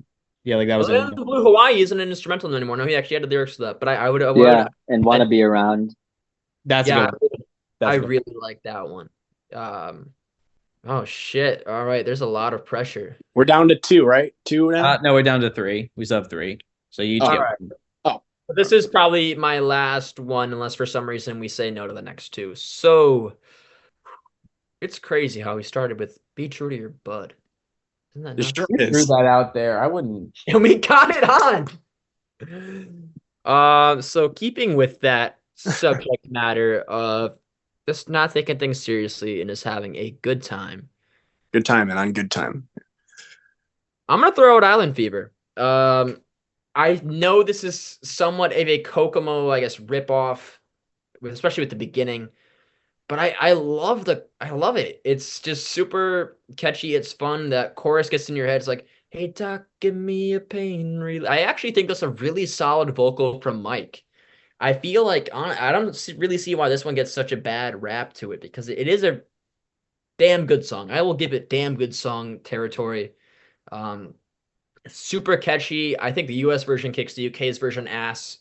Yes, totally. Because the US version keeps in that catchy chorus more often than the UK version, I think the UK sounds a bit better, but I think that the actual songwriting in the US version is better. I think it's solid songwriting from Mike and Terry. That's a great songwriting from them. It's super catchy. Just I wish the production was a bit better, but I don't think that knocks it down as a song. And that chorus, man, another one of those ones that just get in your head for whatever reason. So I'm gonna say Island Fever from Summer in Paradise. I'm extremely happy to hear some love for Summer in Paradise, and it's really interesting you say that, Riley, because had you gone UK, I probably would have said no. But like you say, what they had with the US version that came out first was just a really great slice of kind of yacht rock pop, and yeah, so I dig it. I'd say it's definitely a yes for me. I knew I'd get your vote, Nate. I don't know about the other guys. Matt. No. No, I knew it. No. Sorry, I just don't really like Summer in Paradise that Hey much. doc, I need a pain relief. So good. So my take on this song, I think it's charming. I think it's fun. I like Mike's vocal on it. I think it's a catchy chorus. I think there's better songs that could be represented, though, even from Summer in Paradise than this one. So I'm going to say no, but I do think the song is charming and fun. And I know that there's people that rag on this. They say like this is an example of like Mike trying to rewrite Kokomo or whatever, but like it definitely has its charm. and it's it's an enjoyable song. It's one of the ones I think is more enjoyable for me than some of the other tracks on there. But I also don't think it's a highlight from that album, so I'm gonna say no. But who wouldn't try to rewrite a song that put millions of dollars in their account? Right. All right. Nick, nominate the other one. Do it. Can I just nominate something real quick? Since we brought up Brian Wilson Presents Smile, and I do think there are some good stuff on there. Let me look at that track listing real quick and see which one I want to nominate. You want Jake to go next, and then you can just come back while you look? Yeah, that's fine. That's fine. All right. Well, I'm split here because there's a good chance this is going to be my last. This is probably going to be my last vote. So I'm split between, I'll say this, I'm split between a track from Brian Wilson 88 and a track from Somewhere in Paradise. Oh my God, you can't do this to me. Let's go the ladder. No. I'm going to say Brian Wilson 88 because I think I know which one it is. And if this one doesn't. All right. Okay. So I think our listeners are going to riot if this one doesn't make it, but Be True to Your Bud does. So let's get it on. Love and Mercy, I think, has to make it. It's really one of Brian's best solo songs. Again, very moving lyrics. I know that for years he would close his concerts with this. This would be like the encore song. So very moving song. I will say I used to not be too crazy about the Brian Wilson 88 version with the 80s production. I used to always listen to the version from, I believe, the soundtrack to I Just Wasn't Made for These Times, I think. I used to always prefer that stripped back version. But re-listening to Brian Wilson 88, I actually do really like that version as well. I think the production, I can see why it might be too much for some people, but I do think it works good. I like the backing vocals on it. So yeah, I'm going to nominate Love and Mercy from the Brian Wilson 88 album. Yeah, I knew you were going to nominate this one, so I was picking between a lot Lahaina and Love and Mercy. And I think Love and Mercy is just incredible song. I don't think it's anything complex, but I think Brian knows how to take what is a simple song and always make it pop, which is one of his underrated, I guess, aspects, was taking something so simple, making it incredible. And Nate pointed this out. Musically, it's actually very similar to Forever. Yeah, kind of. When it makes sense, this is like Brian's Forever. It's a great song, and if it didn't get on, people would fucking riot. Yeah, we would have a riot in our hands. And I must.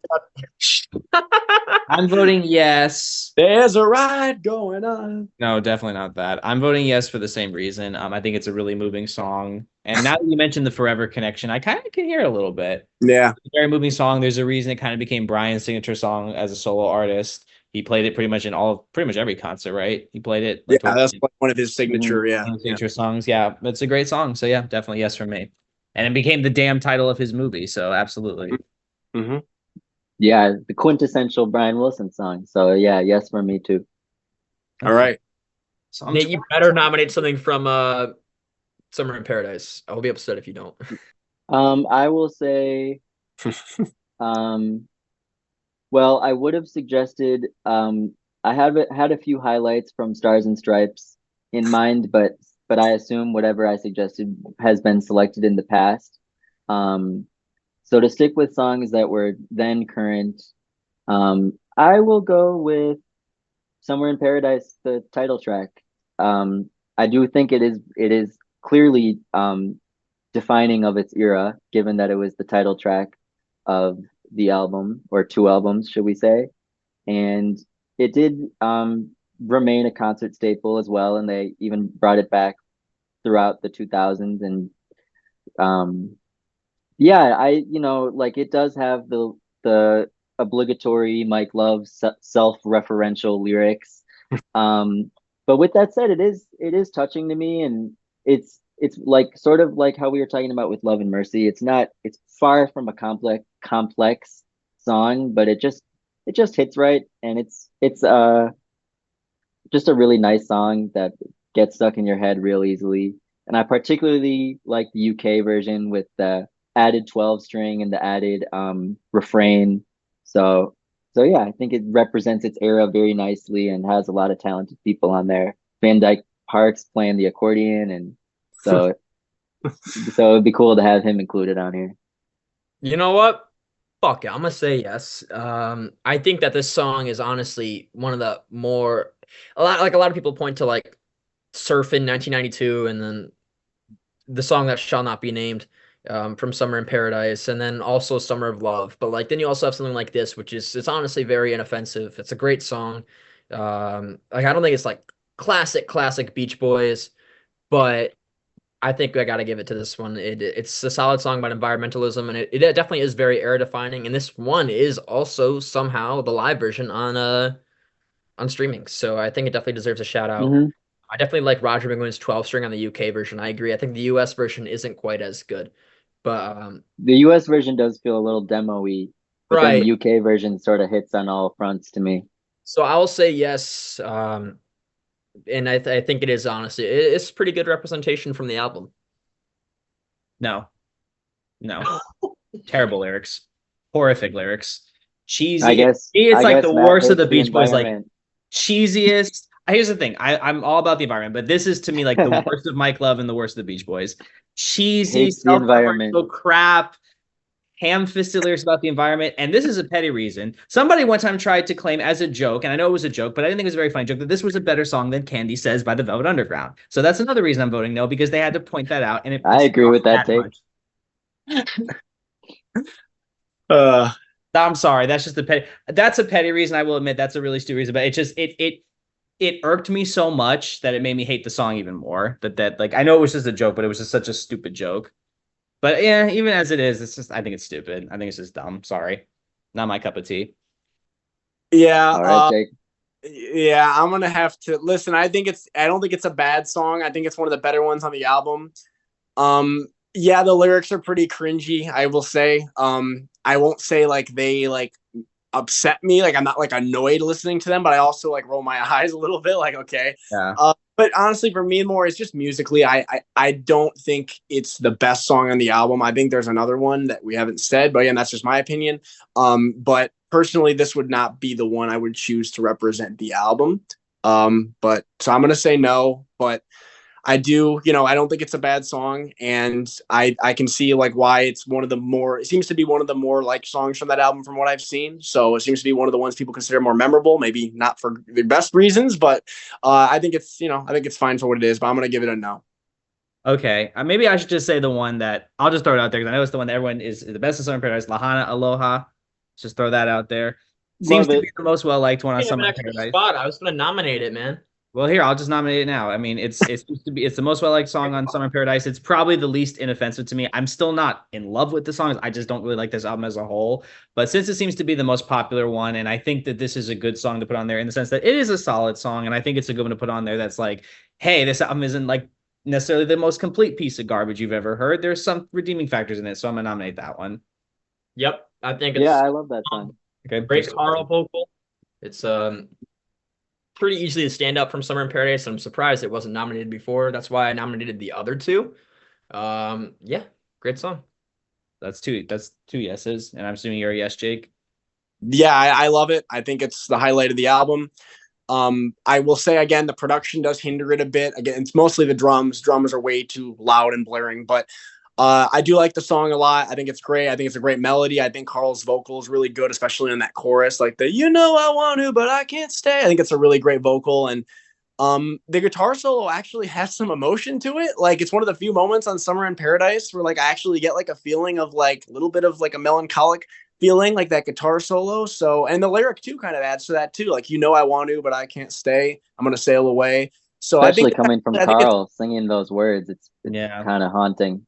Yeah, I agree with that too. Right, knowing like it's one of his latter day vocals, and that he would pass away not too much later after this album. So, yeah, I think it's a really great song. I think it's the best one to represent that album on this compilation, and it's one that if I were to recommend a song from Summer in Paradise to somebody, this would probably be the first one I would say for sure. So, and then Nate, what your thoughts? Yeah, totally love it. Okay, we have one song left. Want to nominate it? Well, guys, I guess there's only one other person nominated, so I guess I'll do it. Oh fuck, I actually have to pick one though. Looking Back with Love. I'm gonna do Looking Back. Yeah. I think hell yes.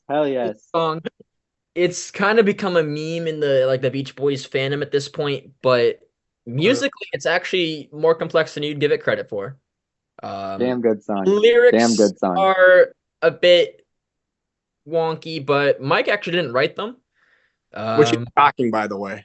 And like honestly, you take away the good vibrations, assassinations thing. It's like the lyrics aren't like incredibly terrible. It's honestly I just think good. they're good. Yeah, it's just good fun. So you know what? Fuck it. Looking back with love. Fuck it. Yes. Yes. Hell yeah. Yes. It might as well embrace it at this point. I guess we could use some more love representation on here, which is something that I actually felt pretty guilty about when I know I did my concert set list. I didn't have enough mic representation. So you know what? I'll repent for that. I'll give it a yes. Groovy. Nate. Oh yeah, totally. I love this song. I like there is a music video produced by the Beach Boys' current videographer. His name is Novin.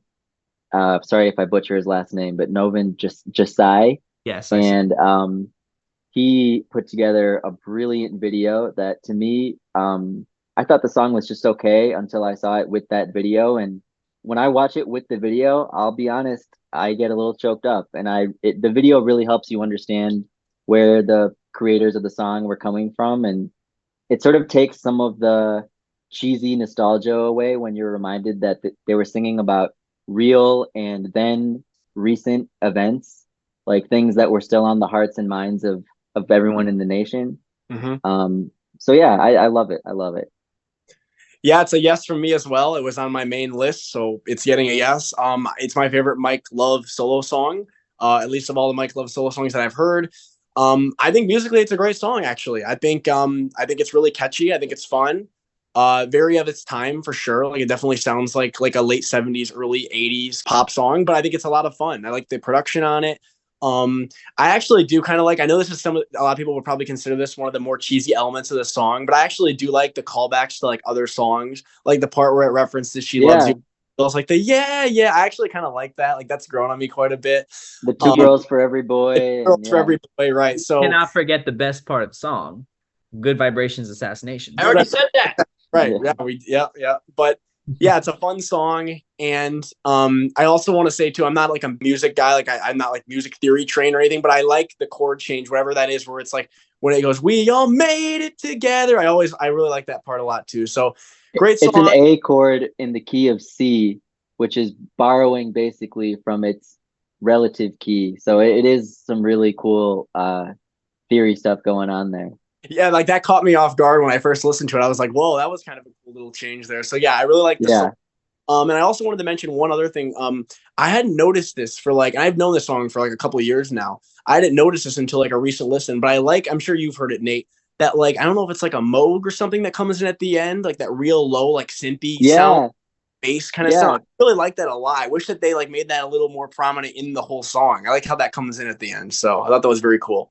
Yeah, that's something that honestly I noticed quite recently too. And I was like, man, like this is cool. It gives it a little bit of a love you type vibe just at the end there.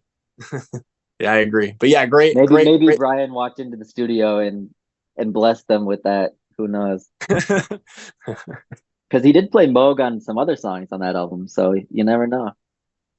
Okay, to all of our listeners, for our Red, White, and Blue album, we have Keeping the Summer Alive, the live version, Some of Your Love, Going On, Endless Harmony, Looking Back with Love, Be True to Your Bud, Get You Back, Crack at Your Love, Maybe I Don't Know, I Do Love You, California Dreamin', Love and Mercy, Melt Away, Kokomo, Somewhere Near Japan, In My Car, Make It Big, Strange Things Happen, Lahana Aloha, Soul Searchin', Southern California, The Like and I Love You, Waves of Love, and From There to Back Again. Yeah, I think that's a really great list. I'm surprised. Like so many of the songs I wrote down did end up making it on, so I'm pretty happy about that. Yeah, I mean, honestly, like it's a lot better than I thought it was going to be because, like, this stuff I don't listen to it too often, but listening to it in preparation for this, there is a lot of good stuff here. I think the problem was that I think that some of like the band's shadow of the early stuff, because of how good it was, kind of overshadowed this stuff. And I think also too, in the 80s in general, I think it was just very cool to dislike artists that were like big in the 60s and 70s because they were seen as like behind the times. You know what I mean? Yeah. So I think that was part of it too. And that was very common. I mean, that wasn't just the Beach Boys. I mean, Bowie went through a thing. Paul McCartney went through a thing in the 80s. George Harrison's Gone Troppo. Crosby and Nash had a really badly received 80s album. The Monkees' infamous Pool It in 86. Like there was some really badly received 80s albums. If the current resurgence of their version of California Dreamin' shows anything, is that I think this period, eventually history, I think, will look fondly upon it. Just like in the way it took a long time for people to come around to Sunflower and Holland, it might take a while for people to come around to it, but I think the material speaks for itself, and I think time will show that people will eventually grow to appreciate this stuff more. We're just the hip ones to find it first. So before we wrap up here, I know, Matt, you said you were pretty much out of songs by the end of it. So, Nate, really were there any other songs on your list that you wanted to just give a quick shout out to, of ones that like you didn't get a chance to mention? I'll spit them out real quick. Okay. Rock and Roll to the Rescue. Let It Shine. Wipeout. Just because it was a big hit, and I thought when you use the words era defining, Wipeout did come to mind. Still Cruising, I think that's a banger. Yeah. Hot Fun in the Summertime. Yeah. Forever, UK version. Caroline No from Stars and Stripes. GTO from the NASCAR album. Don't Fight the Sea, That's Why God Made the Radio, Spring Vacation, Summer's Gone, The Right Time by Brian Wilson, Too Cruel by Mike Love, Wild Honey by John Cowsill and Mike Love. And then I had some honorary mentions real quick. Where I Belong, She Believes in Love Again, Passing Friend, Crescent Moon by Mike Love, Soul Searching, which we did actually mention, Unleash the Love, Everything I Need by Carney and Wendy, I Live for the Sun by Jeff Foskett, Some Summer by Christian Love, Make a Wish, Don't Let Her Know She's an Angel by Brian Wilson, both of those, Warmth of the Sun with Willie Nelson, Cry by Brian Wilson, Your Imagination by Brian Wilson, Celestial Celebration by Mike Love, Midnight's Another Day by Brian, as well as Roll Plymouth Rock by Brian. And then selfishly, to do a little plug, I would include also So Tightly by Christian Love and myself. Gotta get that plug in there, right? I do want to just give a shout out to It's Getting Late. I know that was the one that me and Riley both were kind of thinking about bringing up. I really enjoyed that song. Yeah, so to go through the ones that I didn't mention that I would have considered nominating, from Keeping the Summer Alive, Oh Darlin', I really like that one, kind of a pretty ballad with a Carl on lead. I like the bridge with Mike on that one. Santa Ana Wins. This one I think is actually musically long, but I think the production just really holds it back. I think it's one of the more like not good sounding songs on Keeping the Summer Alive. Also, Mike's part is a little too nasally for my liking. I think even you said, Nate, that one tests your limits of Mike nasalness. Really good song from Al, and I do like, there's parts of it I like in terms of like the production. Like I like the strings kind of towards the end, that little instrumental interlude part. I like that, but overall, it's one of those songs where I think it could sound a lot better than it really does. Besides that, What You Do to Me by Carl. I know that's a favorite of Riley's. I may nominate that one. Really fun, kind of upbeat, dancey song from Carl. So that's a good one. I know I didn't even mention this one because I knew you guys weren't going to vote for it, or at least not. Maybe Nate would have, but Male Ego I think is a lot of fun. Would have been a hard yes for me. The bonus track from Beach Boys '85. I know it's some of the most cringy lyrics, to take the words out of probably Matt's mouth. Some of those lyrics just ruined the song for me. They ever did, like the Tasty Ladies and Doing It in Our 80s. But one of those songs I get a stupid grin on my face whenever I listen to it. And I do think it's catchy. So I do enjoy it. 80s. It's like an 80s 15 Big Ones adult child kind of song. I agree. That's probably why I like it. From Brian Wilson '88, Baby Let Your Hair Grow Long. I really like quite a bit. Nice. I feel like there's some nice chord changes on that. I think that's a strong track. Still Cruising, as Nate mentioned. Problem Child, as I've already talked about earlier. Midnight's Another Day, which Nate also mentioned. Don't Fight the Sea. Summer's Gone. I think Summer's Gone's another really moving song from that album. Kind of a fitting way to end the Beach Boys material, in my opinion. Like a fitting way to catalog. Very moving and emotional song. And Almost would have been too heavy for the playlist, though. I think From There and Back Again is very, very Summer's Gone is like very heavy. like you can't put Summer's Gone on a list with Be True to Your Bud. Like Yeah, that, I was thinking about nominating Summer's Gone, but that's a very, like you said, heavy song. yeah. And then besides that, in terms of the bonus ones I wrote, not too many here. That's Why God Made the Radio, Pacific Coast Highway, Let It Shine, Forever She'll Be My Surfer Girl from That Lucky Old Sun, San Simeon. I think it's a really nice track from Al's solo album. Very nice harmonies on that. Getting In Over My Head, but the demo version. Oh, I can't believe I forgot about that song. Yeah, I really like that one, but I actually prefer the demo. I think the demo is how it should have sounded, the final version.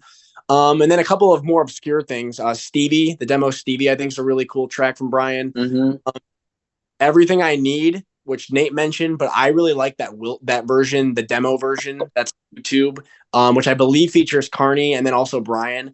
Really like that version. I wish that that's how the final version ended up sounding like. I'm not a huge fan of the final released version, but I think that's a really that demo was the first time in decades that Brian worked with the Wrecking Crew again, and it was the last time you worked with the Wrecking Crew. So you got, Glenn Campbell on the guitar, Hal Blaine on the drums. That classic lineup is on the Everything I Need demo.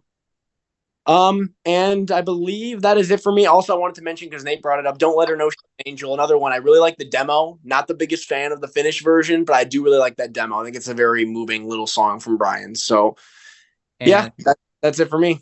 I want to just mention a couple others. The On Holiday, I Want to Get Around, Blue Hawaii, or In Blue Hawaii from Brian Wilson Presents Smile. And then also another one I love, a couple other ones I love from That Lucky Old Sun, Mexican Girl, Oxygen to the Brain, and Good Kind of Love.